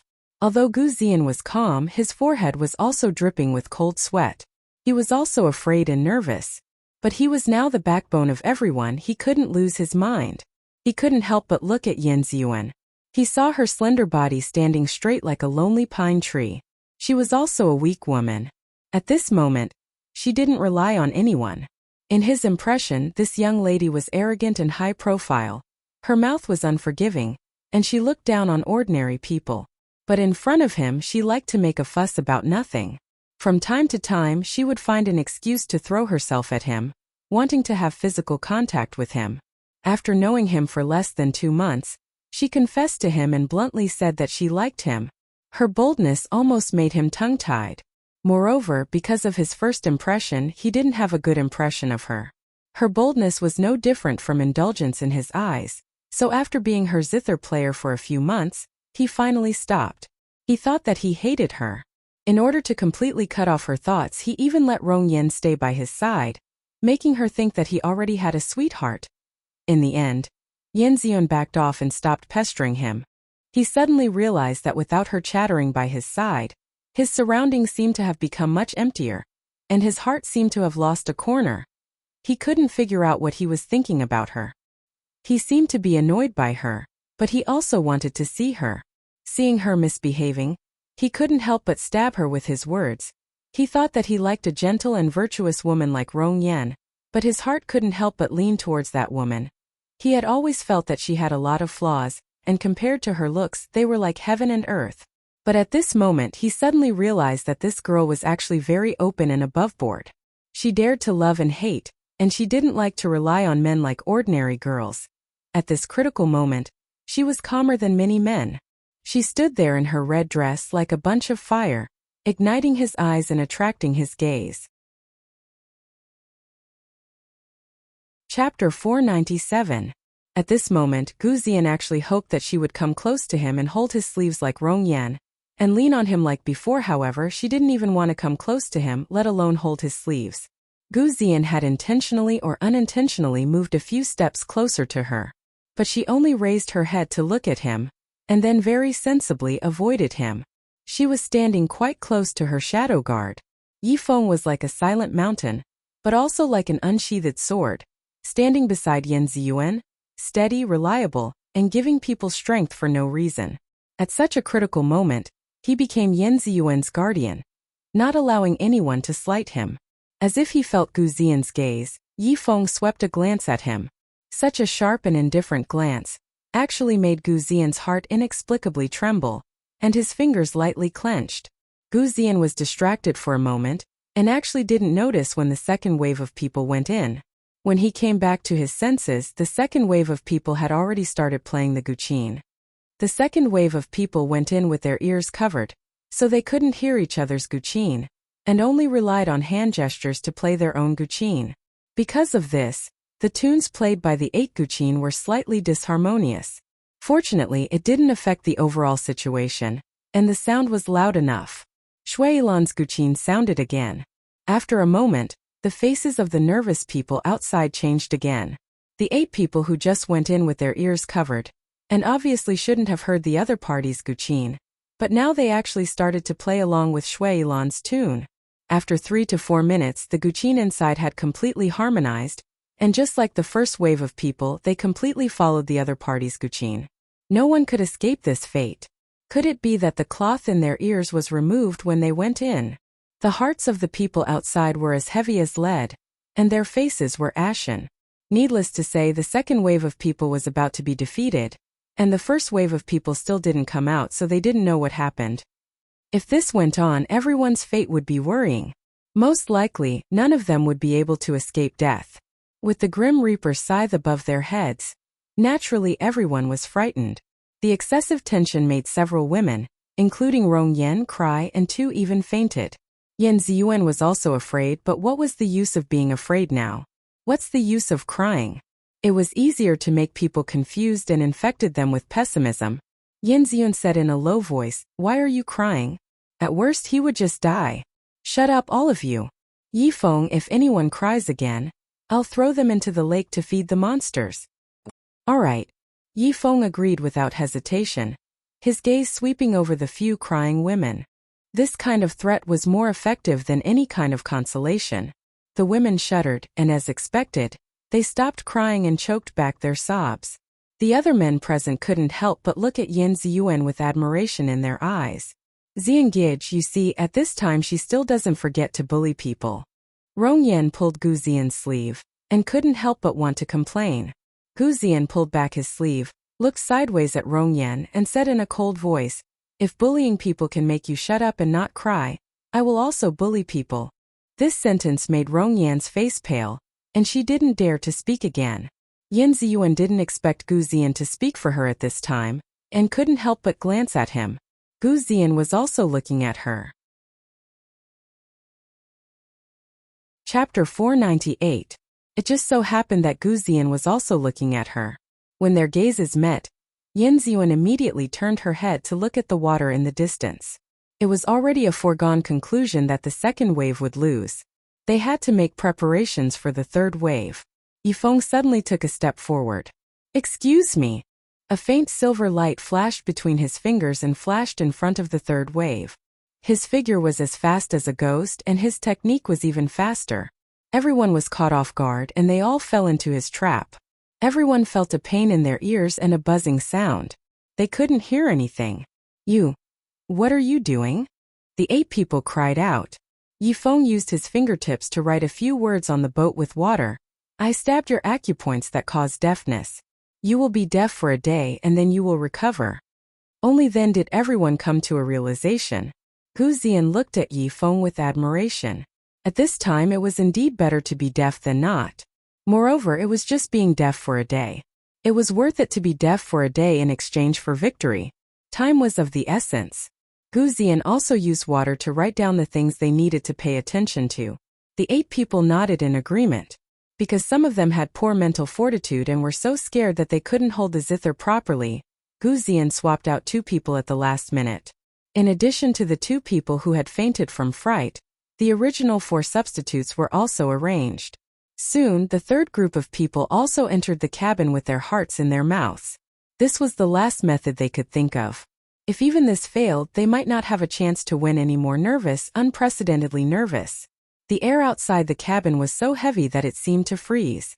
Even 1 minute seemed to be extremely long. The people who went in were already deaf. It was impossible for them to hear the sound of the red-clothed evildoer's zither.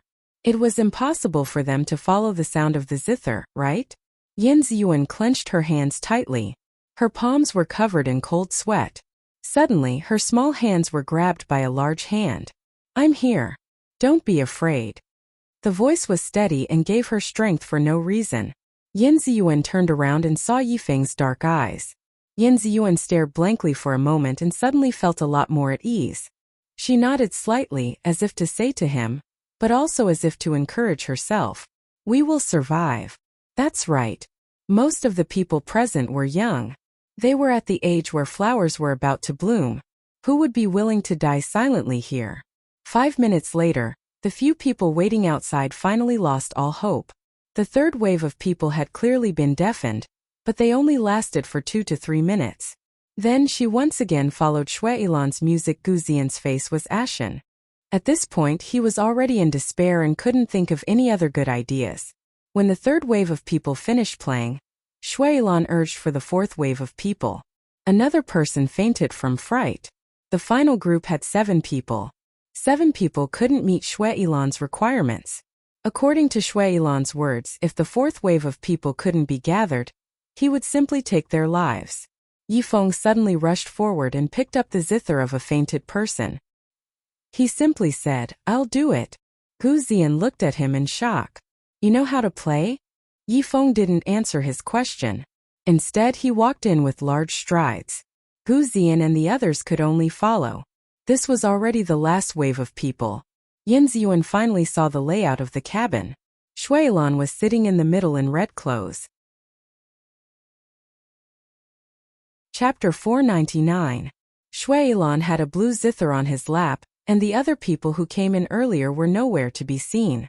In the corner of the cabin there was only Ning Shuama sitting on a chair. She was also wearing a red robe and her sitting posture was a bit strange. It was like she was stiff and didn't move at all.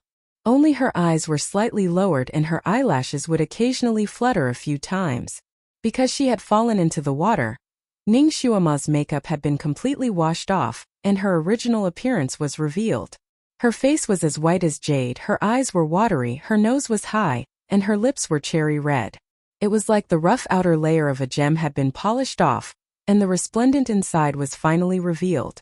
She was extremely beautiful, so beautiful that people couldn't take their eyes off her. Ning Shuama's face was a bit pale. When she saw Yanziyun and the others come in, her eyes flashed with sadness and she looked at Shuailan with hatred. Yanziyuan's eyes looked at Ning Shuama's face and she pursed her lips. Her eyes flashed with sadness. Shue shue. Everything you showed me was fake. She had treated her as a real friend. But not only was her name fake, even her face was fake. Ning Shuama's mute acupuncture point had been sealed and she couldn't speak. This short half an hour was definitely the biggest nightmare of her life. She sat there like a puppet, staring blankly at the living people coming in one by one. According to Shuailan's request, each of them sat in a position to play the zither. She could clearly see the fear and struggle in their eyes. She watched as they played the zither with all their might. She watched as they couldn't get rid of Shuailan's zither music. She watched as strands of vital qi flowed towards the zither on Shuailan's lap. She watched as a string on the zither appeared from nothing. She watched as those people's black hair turned white and the youths in their prime turned into old people with wrinkled skin and white hair. Every time Shuailan's last note fell, those people would fall to the ground one after another as if all their energy had been sucked out of them, dying silently. In the end, Shuailan waved his sleeve and threw the corpses out of the window. She didn't know what method he used, but when the corpses fell into the water, there was no sound at all. She couldn't hear the sound of them falling into the water. Just like that, she watched as wave after wave of people came in and repeated the same path. Just now, these people were still talking and laughing. They were even in high spirits as they played with their true abilities. She had even commented on a few of them. She even had the banknotes they gave her. Although Ning Shuama was used to seeing life and death, the repeated scenes of the flower-like young man's life still shocked her to the core, almost making her want to vomit. She didn't know what method Shuailan had used on her, but she could hear the other people's zither music in their voices, but she couldn't hear his. She originally wanted to find a flaw in Shuailan's zither music to warn the people who came in later. But she couldn't hear his zither music at all, so naturally she couldn't tell if his zither music was lacking. Now that she saw Yanziyun come in, thinking about the lives of those young men and women, Ning Shuama's heart became even more anxious. She had to think of a way to stop it. Otherwise, once the zither music started, Yanziyun and the others would be like the others and their lives would instantly wither away. But she couldn't even move right now. She couldn't even open her mouth to speak, so how could she stop all of this? Her gaze turned and fell onto Yifeng. Chapter 500. Coincidentally, Yifeng also glanced at her. Their eyes met. Ning Shuama blinked, then looked at herself, then at Yifeng and then at herself. Yifeng seemed to be slightly taken aback and then he seemed to have understood something. He did not speak, still standing beside Yanziyun. Where are the others? Rong Yen could not help but ask. The layout of this place was clear at a glance. She could not see the shadows of the original group of people who came in. Shuailan sat there, plucking the strings with his fingers. His smile was like a trickling spring, guess. Rongyan was dazed by his smile. She knew that the person in front of her was a demon who killed without blinking, but she was still fascinated by his smile. Her mind was in a trance for a moment. I can't guess. Since you can't guess, then don't guess. Shuailan's voice was as warm as the spring breeze. I will count to 10, and each of you will sit in a position. I don't seem to be very patient. If you can't do it, I will be sorry to everyone. Everyone. There were 8 praying mats placed around Shuailan, and they happened to be in 8 positions. Could it be that there was something strange about his praying mats? At this time, no one dared to be negligent, and each of them chose a direction and walked over. Shuailan's counting voice was very leisurely, and his speed was also quite fast. Soon everyone found their positions. A few of the more scheming people did not sit on the praying mats, but directly sat on the ground. Shuailan glanced at those people lightly, but did not say anything. Rongyan liked to be clean, so she even used her sleeve to brush the praying mat. She was about to sit down when she suddenly felt a sudden numbness in her leg. She was already very nervous, so when she was suddenly hit, she sat down with a thump and instantly screamed. Her cry was shrill, and her voice was not soft, so it immediately attracted everyone's attention. Even Shuailan glanced in her direction. It was also at this moment that Yifeng, who had already approached Ning Xuema, arrived beside Ning Xuema like a bolt of lightning. The long sword in his hand was unsheathed and pressed against Ning Xuema's back. By the time Shuailan noticed, Yifeng had already succeeded. The position he was standing at was extremely tricky. His entire body was hidden behind Ning Xuema. His sword was sharp. As long as he breathed in and out slightly, he could directly stab into Ning Xuema's back. Shuailan narrowed his eyes and looked at Yifeng lazily. What are you doing? Let us go. Otherwise I'll kill her. Yifeng's goal was clear. Obviously, no one had expected this sudden change. Everyone held their breaths, not knowing how things would develop. Ning Xuema sighed in relief. Just now, she had looked at Yifeng as if her eyes were cramping. In fact, this was what she meant. She thought that this cold blockhead didn't understand, but it turned out that he didn't move at all. This child is teachable, this child is teachable. Ning Xuema also looked at Shuailan. She never thought that Shuailan would have feelings for her. She always felt that this bastard kept her alive for some other purpose and wouldn't let her die so easily. Shuailan laughed. You want to use her to threaten me? Do you think she's qualified? Yifeng's voice was calm. Whether she's qualified or not, we'll only know after we try. This is our only chance. If you defeat me, you still have a chance. Now that you're acting like this, you've angered me. I don't want to give you the only chance anymore. Chapter 501. As soon as these words came out, everyone's face changed. Originally, they wanted to use their zither skills to make a final gamble, but now that they have angered this evildoer, their only chance will be lost. Everyone looked at each other in dismay. Although Ning Xuema couldn't move or speak, she could still see everyone's expression. She clearly saw their expressions and her heart sank. She inwardly cursed, this is bad. If these people are not united, this red-clothed evildoer will definitely take advantage of their weakness. This bastard is best at psychological attacks. Sure enough, Shuailan's gaze swept across the crowd. Smiling slightly, he said, this person has destroyed your only chance to fight for your life. What do you want to do? Everyone looked at each other, but no one spoke. Seeing that you are not accomplices, this lord can give you a chance. Let him stop this stupid act. Otherwise, this lord will directly send you to feed the monsters. At this moment, Rongyan had already climbed up from the ground. She also understood that the reason why she fell down just now was because of Yifeng's mischief. He borrowed her scream to attract Shuailan's attention so that he could carry out his plan of attack. He succeeded, but they were all screwed. Is this red-clothed evildoer a person who is easily threatened? What is Ning Xuema? Will this red-clothed evildoer really put her in his heart? Yifeng's actions are useless. It will only anger this red-clothed evildoer and make the situation worse. Rongyan couldn't help but open her mouth, but she was angry at Yanxian. Yanxian, take care of your bodyguard. Don't let him do stupid things. Yin Ziyuan's face was also pale. Looking at Ning Shuima and then looking at Yifeng, don't. Although Ning Shuima did not tell her a lot of things, but in her heart, she has always treated Ning Shuima as a friend. Her own bodyguard threatening her friend. This made her a little embarrassed. Yifeng's face was cold. Miss Yen, this woman did not harm you enough? They are in cahoots. The treasured sword moved slightly forward. Ning Shuima's clothes were thin to begin with, so when the tip of his sword moved slightly, blood seeped out from her back. Ning Shuima groaned in a low voice as she furrowed her brows. Shui Yilan's eyes darkened and he suddenly reached out his hand. Yin Ziyuan screamed and threw herself into Shui Yilan's arms. Two cold fingers pinched Yin Ziyuan's throat. Shui Yilan chuckled. Aren't you risking your life to save her? I might as well kill her first. Yin Ziyuan's pretty face flushed red when he exerted a little force with his fingers. She couldn't even breathe properly. I'll count to 3. If you continue to be stubborn, I'll kill her directly. 1. Yifeng's face changed slightly, but he did not back down.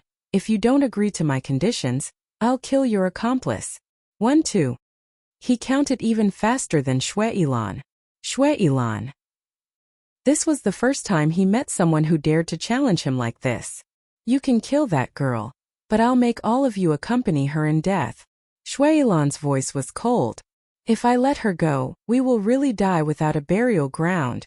Yifeng's voice was as calm as iron. Rather than that, I might as well take a gamble. Maybe I can fight for a chance of survival.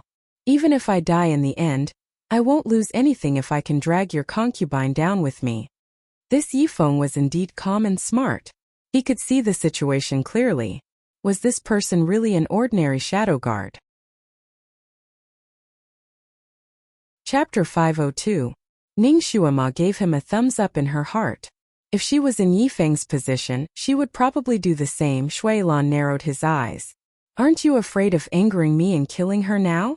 Don't you like her? Are you willing to let her die like this? His fingers tightened around Yin Ziyuan's throat, causing her small face to turn green. Yifeng narrowed his eyes slightly and said coldly, she's just my master. You think too much. If I let you go, we will all die, and so will she. What's the difference between now and then? This young man is so calm that it's scary. Shui Yilan's eyes darkened. If she dies in my hands like this, won't you regret it? No. I want to protect the lives of the majority of people and myself. If she dies and I escape with my life, I will report to her father and give her a good coffin. Shui Yilan smiled, but the smile did not reach his eyes. So you are even more ruthless than me. I am a fugitive. Being ruthless is my nature. Yifeng's voice was like ice. It was obvious that he was ready to risk everything. A fugitive's patience is limited. Your Excellency, do you agree to this condition of mine? The sword in his hand slightly moved forward, causing more blood to flow out from Ning Shuima's back. It had already begun to drip onto the floor. Good. I like people like you who are ruthless. I agree. Shui Yilan suddenly let go of Yin Ziyuan. Yin Ziyuan had been holding her breath for a long time. Her face was already green. Now that she was free, she immediately gasped for air. She staggered a few steps and almost fell. An arm from the side supported her. Ziyuan, are you okay? Yin Ziyuan could only focus on gasping for air. She could not speak for a while. She could only shake her head. Her eyes were fixed on Yifeng's face. As if it was the first time she had met him. Gu Ziyan held her arm. When he saw her expression, his expression changed slightly. It was Gu Ziyan who was supporting her. But her eyes and thoughts were not on him. Once again, he was truly close to this delicate body. Unexpectedly, he felt very touched and a very warm feeling welled up in his heart. In his heart there was a kind of happiness that he had lost and then regained. Ziyuan, your neck is injured. I have some medicine here. Gu Ziyan helped her sit down. There was a bruise on her neck, and she had to apply some medicine to prevent the bruise from spreading. Ziyan. Rong Yan didn't expect that Gu Ziyan would care about Yin Ziyan. She was very dissatisfied and couldn't help but call out. Gu Ziyan ignored her. He took out some Jinchuang ointment and applied it on her wound. Yin Ziyuan's soul seemed to have been squeezed out by Shui Yilan. Her beautiful face was pale, and she seemed to have lost her soul. On the other side, Shuilan clapped his hands and looked at Yi Feng unkindly. I have already agreed to your conditions. Why are you still not letting her go? Yi Feng said, Your Excellency, make an oath in front of the devil ancestor. If I let her go, you will never find trouble with us again and take our lives. Ning Shuima was speechless. It seemed that this Yi Feng knew a lot. He also knew that Shuilan was a demon. Shuilan's face sank. Yi Feng, you have guts. Yi Feng didn't say anything, but his expression showed that he wasn't willing to take a step back. Shuilan's gaze turned to Ning Shuima's small face. Ning Shuima's small face was pale, and she was also looking at him. When their eyes met, Ning Shuima actually smiled. Shuilan didn't know what she was smiling about, but he faintly felt that she was up to no good. Chapter 503. Shuilan squinted his eyes and smiled. Isn't it just swearing in front of the devil ancestor? It's not difficult at all. He swore. After he finished, Yi Feng apologized and let go of Ning Shuima. Shuilan's sleeves shook, rolling Ning Shuima into his embrace. His left arm wrapped around her, and he gritted his teeth beside her ear. You little bastard who only cares about outsiders. Aren't you afraid that he will kill you? Ning Shuima's acupuncture points were still sealed. She just blinked her eyes and couldn't speak. She didn't have any other reaction. She knew that Yi Feng wouldn't really kill her.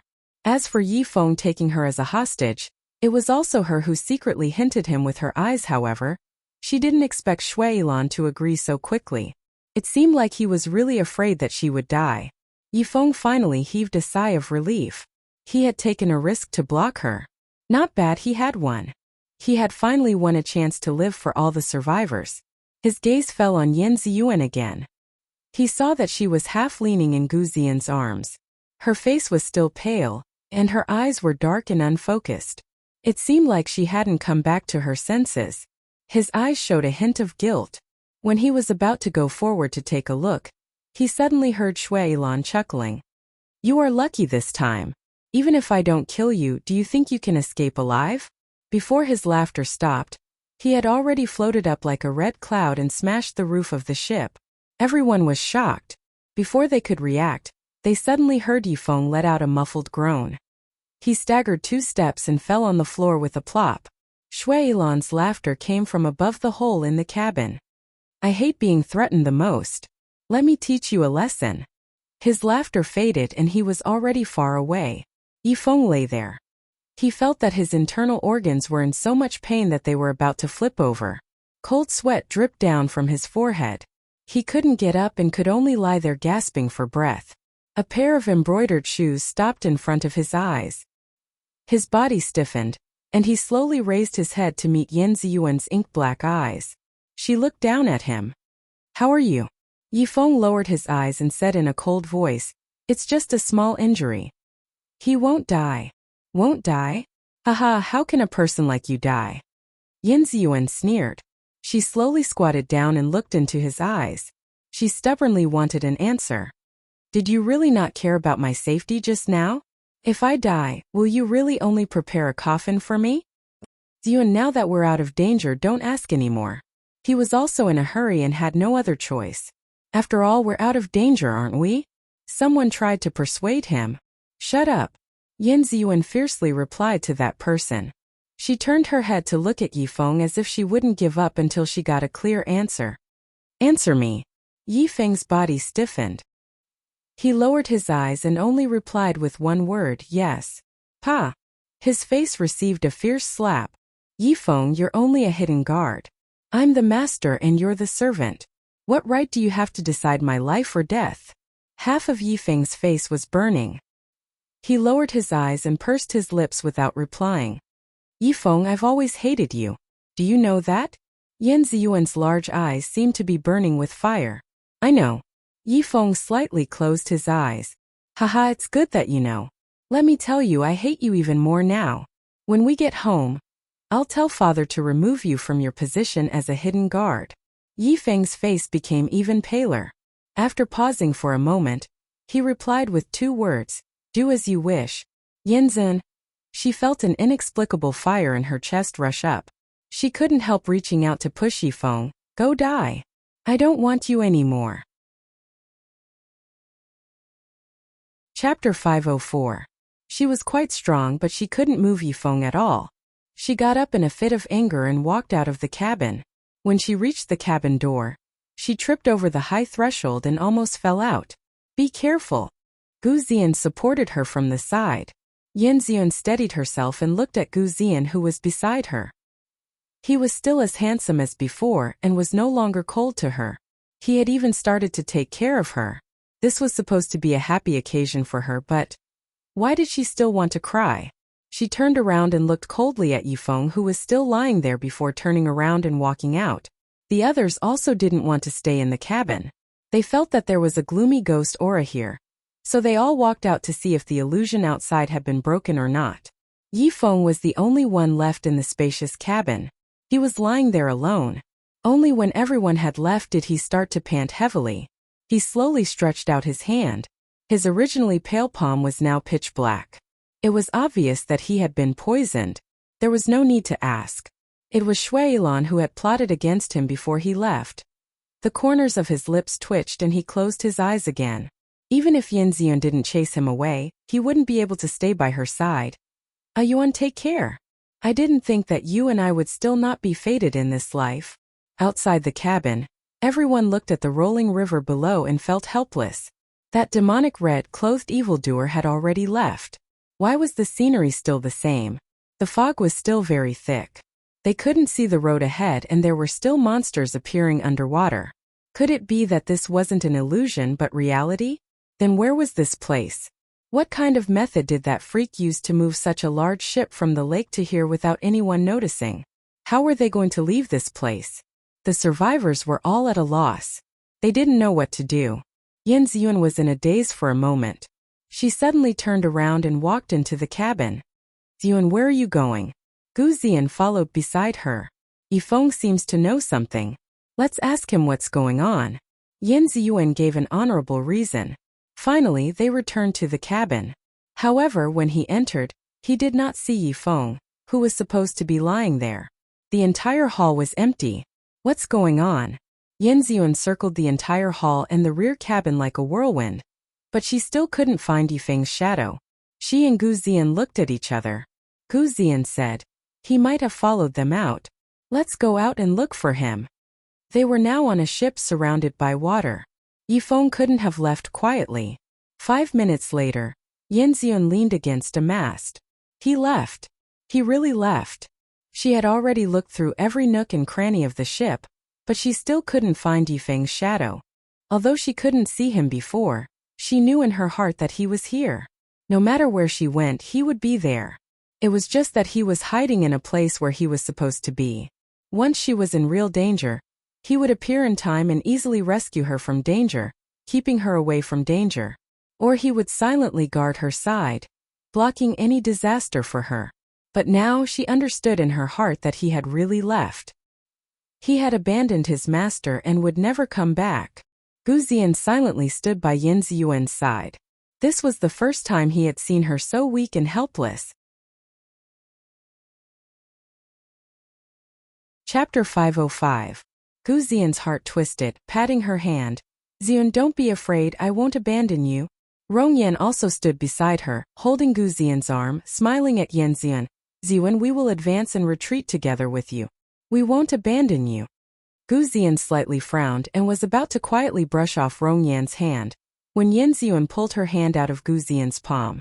Forcing herself to be spirited, she nodded at the two of them.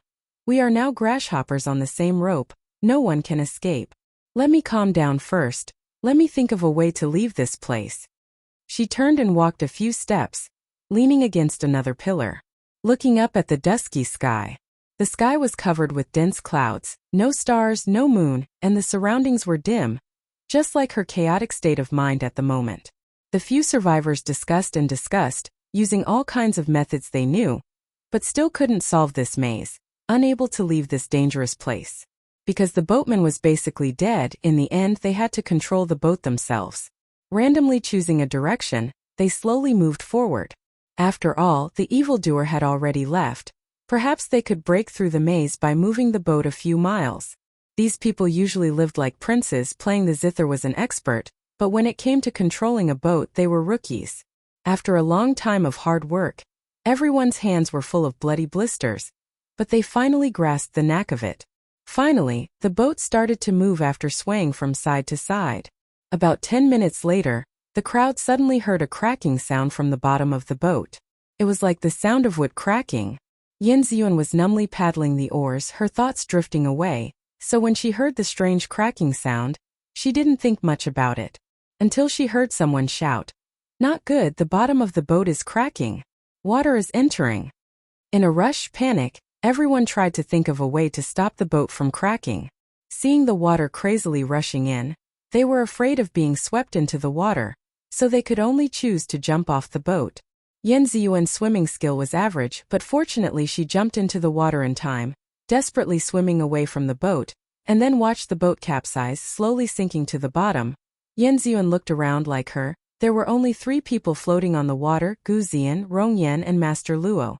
The others were nowhere to be seen. She didn't know if they were swept into the water or eaten by some monster. Gu Ziyan's martial arts is quite good. Rong's can't swim, her whole body almost hanging on his arm, but he's still swimming not slow. Seeing Yin Ziyuan, he heaved a sigh of relief and swam over with Rong Yan. "Ziyuan, are you alright?" Yin Ziyuan shook her head. "I'm fine."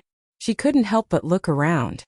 She was already in such a dangerous situation, yet Yifeng still had no intention of appearing. "Humph, if you don't want to come out, then don't come out. I don't care about you. When I go back, I'll ask my father to send me a better shadow guard. I don't want you anymore." Yin Ziyuan's heart was ruthless. But why does my heart always hurt so much? The 4 of them gathered together and had a simple discussion. Then they chose a direction and swam forward together.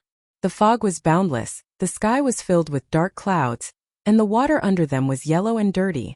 The waves came one after another, hitting their body. It was very cold. At this moment they were sure that they were not in the lake. How can the lake be so turbid? Chapter 506. Behind them came the faint roar of the aquatic monster, which made everyone's heart skip a beat. They were no stranger to this kind of roar, after all. They had heard it for most of the night. They had also seen with their own eyes several experts who fell into the water, and were directly torn apart by this kind of monster.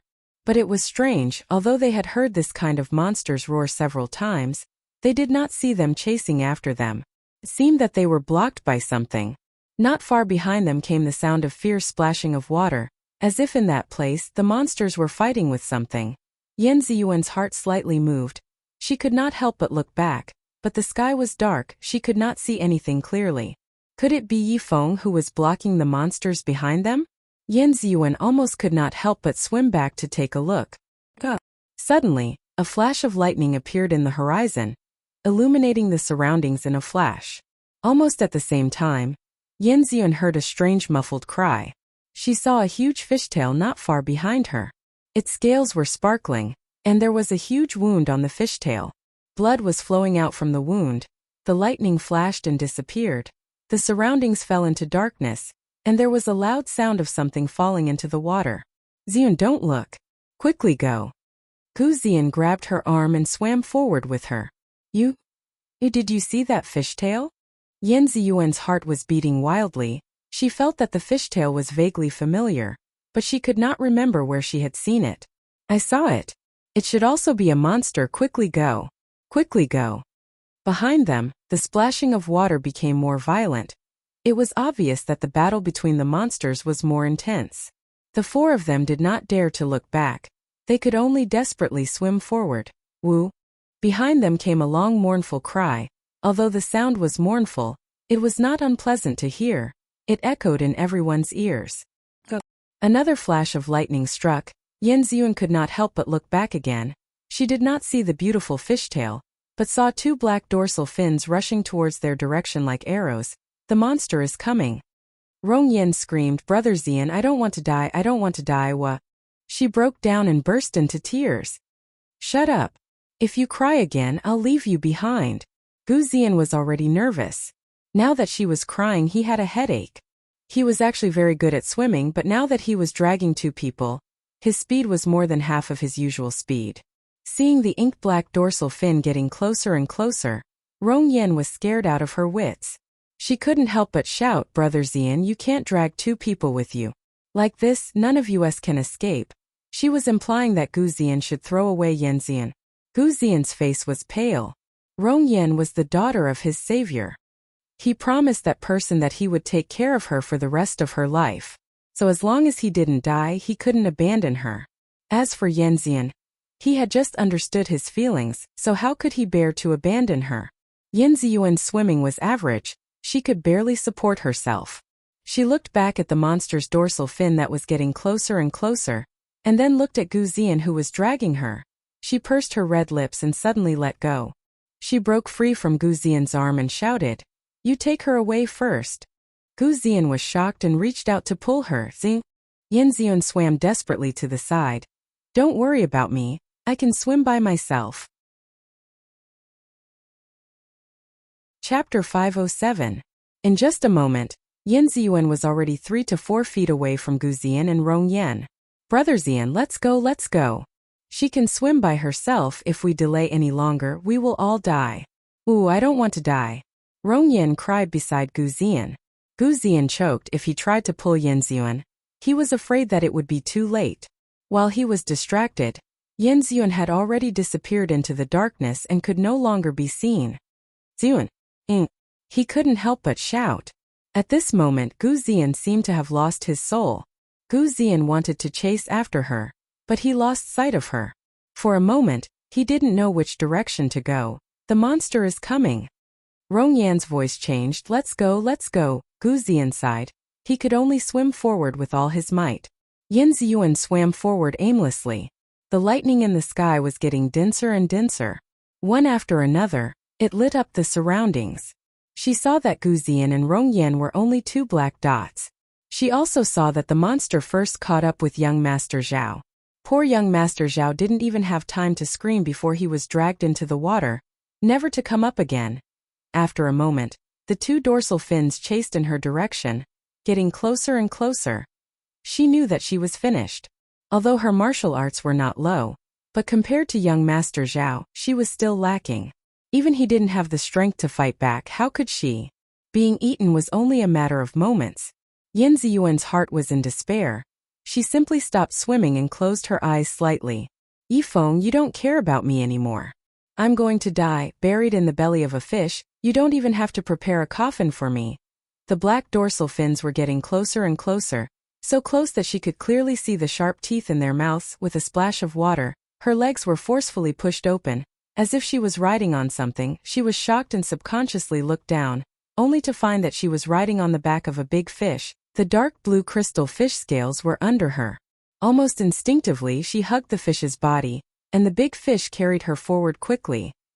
This scene was simply like a dream. When the big fish scuttled close to the surface of the water, it brought up waves that splashed onto her face, making her unable to open her eyes.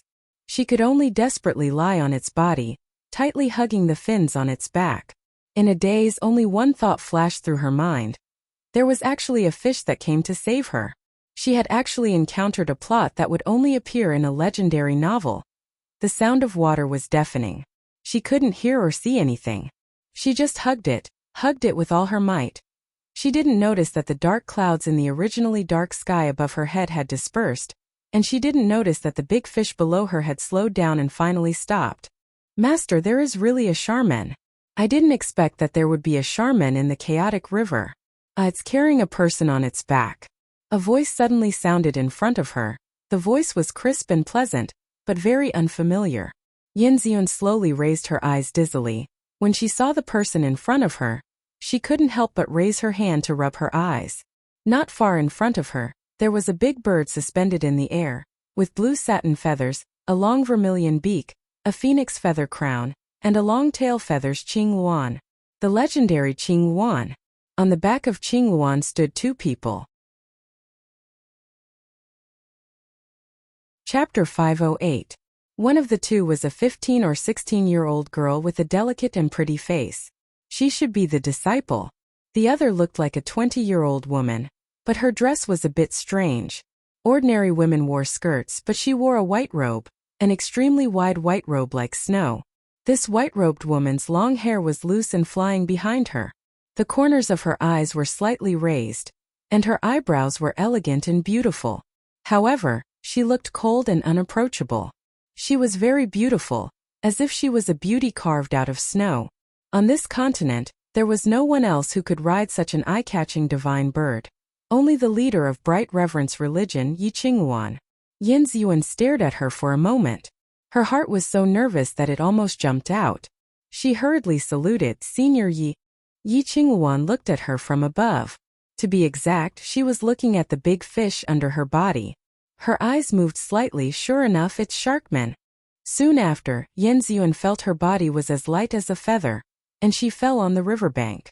The big fish under her body automatically left the water and flew towards Yi Qinghuan's back.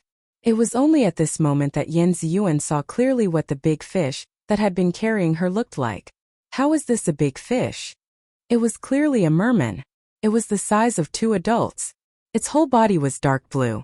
Above its chest, it had the streamlined shape of a fish. Above its chest it was a human. Its long blue algae-like hair was scattered all over its body, making Yin Ziyuan unable to see its face. There was a long wound on its tail which was still dripping blood. A merman. A legendary merman. She didn't expect that the one who saved her life this time was actually such a beautiful merman. Her heart began to thump wildly. She turned over and was about to get up, put him down. She always felt that this merman was the most important person to her. Unfortunately, she had seriously overdrawn her strength in the water. Just as she stood up, she fell down with a plop. There were sharp stones beneath her, and her leg was also injured.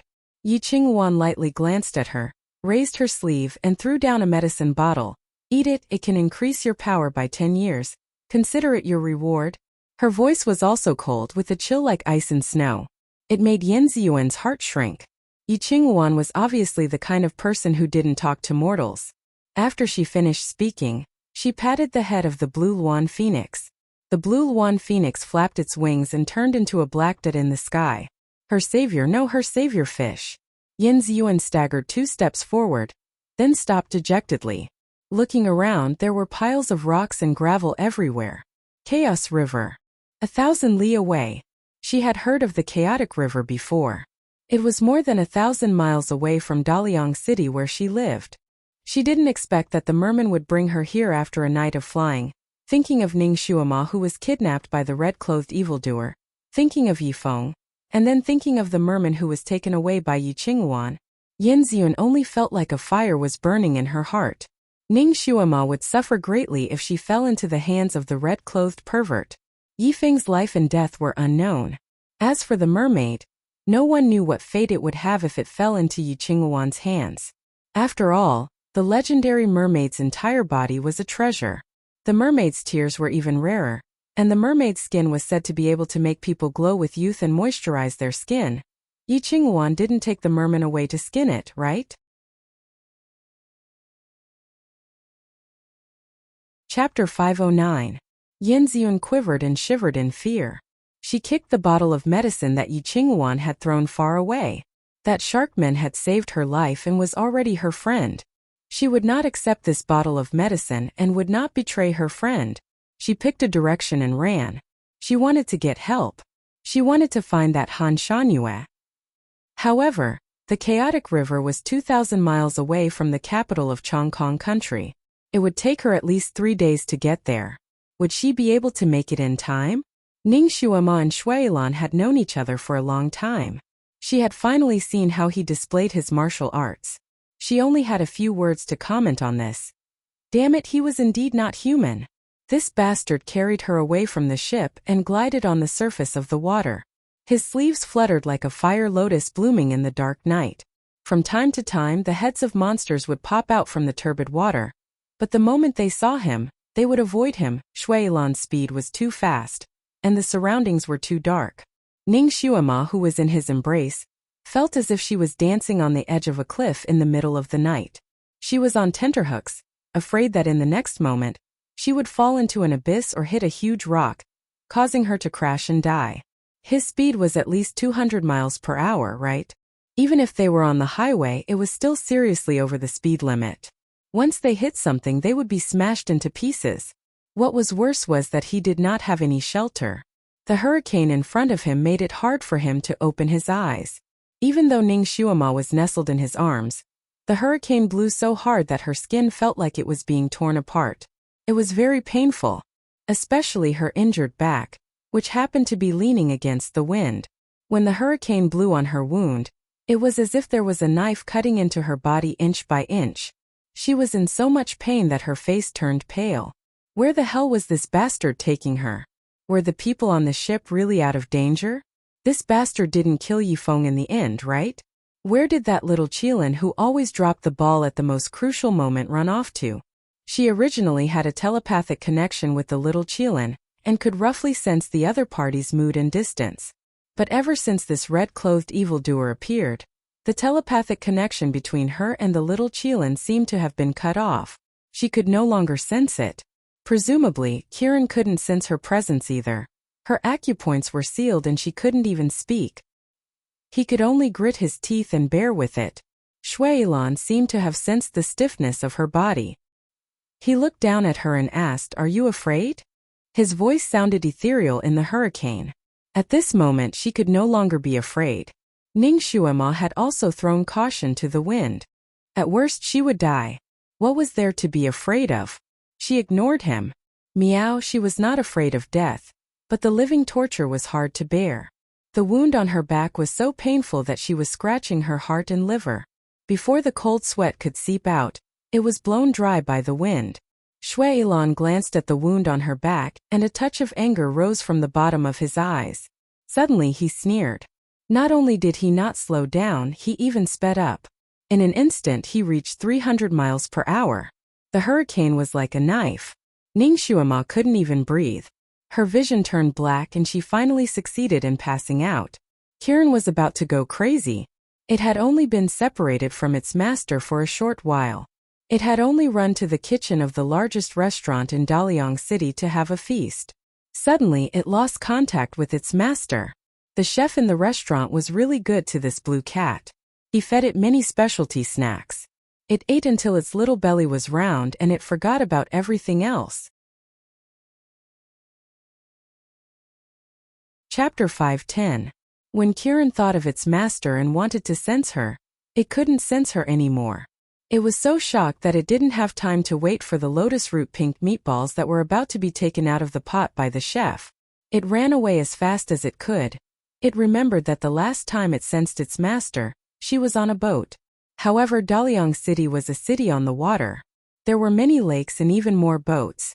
Which boat was she on? Due to the broken connection, it couldn't sense how far away she was. Could only search blindly. It first went to a few lakes in the city and sniffed at the shore of those lakes. If it couldn't smell anything, it would immediately move to the next spot. Therefore, the people strolling by the lake would occasionally see such a scene. A blue cat was running around on the shore like crazy. It flew like lightning and disappeared in the blink of an eye. It was so fast that those who saw it felt like they had seen a ghost. Or they thought they were seeing things. It was a water Kirin and was naturally sensitive to water. Therefore, it didn't need to ask for directions and could find the next lake by instinct. After searching 3 or 4 lakes with this method, it finally remembered that the last time it contacted its master, there seemed to be the sound of a zither next to her. What kind of boat would have the sound of a zither? Kirin had too little social experience and couldn't remember at the moment. However, it had a solution. It stopped an elegant young man by the lakeside, stood upright, and asked, "Excuse me, what ship would have the sound of a zither?" The gentleman thought that the little blue cat with smooth fur was cute. Seeing that it was stopping him, he thought it was funny and bent down to pick it up. The moment it opened its mouth, the young master was so scared that he fell over. He sat on the ground and said, "Grandpa, cats can talk." "I'm not a cat." Kirin was angry and wanted to slap him with its paw. However, it thought that it wasn't the time to be calculative, so it held back and said, "Tell me, what kind of boat would have the sound of a zither?" Although the gentleman was not brave, he was a frequent visitor to brothels. He tried to hold back his shivering and answered, "Usually, the girls on the flower boats would play the zither often." Flower boats? Boats that transport flowers? Kieran didn't quite understand. No, it's a place for men to have fun. There are many beautiful girls on the ship. Kieran's eyes lit up. Although it didn't know what a place for men was, it felt that the beautiful girl, whose owner was the beautiful girl, must be on some kind of flower boat. So it humbly asked what kind of boat was called a flower boat and what were its characteristics. When the man saw a cat asking about this, he was shocked, scared, and a little amused, so he told it the detailed characteristics of the flower boat. Kieran memorized it and turned around to look for the flower boat. The so-called flower boats were actually those beautiful pleasure boats. There were usually colorful gauze fluttering outside and red lanterns hanging at the bow of the boat. Sure enough, the sound of a zither could often be heard from these ships. Kieran first wandered around the lake, sniffing for the scent of its master. As long as Ningxuama stayed by the lake, it would be able to find her. Its search speed was not slow, but there were too many lakes in and outside the city. By the time it finally found Thousand Bright Lake, nearly 4 hours had passed. It finally smelled Ningxuama's scent and immediately began to search for the flower boat on the lake. You're tuning in to the Li Mei's Wuxia Whispers YouTube channel. We're so grateful for your support, and don't forget to subscribe to join us on this incredible journey through captivating stories. Your generosity through donations truly makes a world of difference, as it's the primary source of revenue that allows me to expand and enhance this channel for you. Thank you from the bottom of my heart for being a part of this adventure.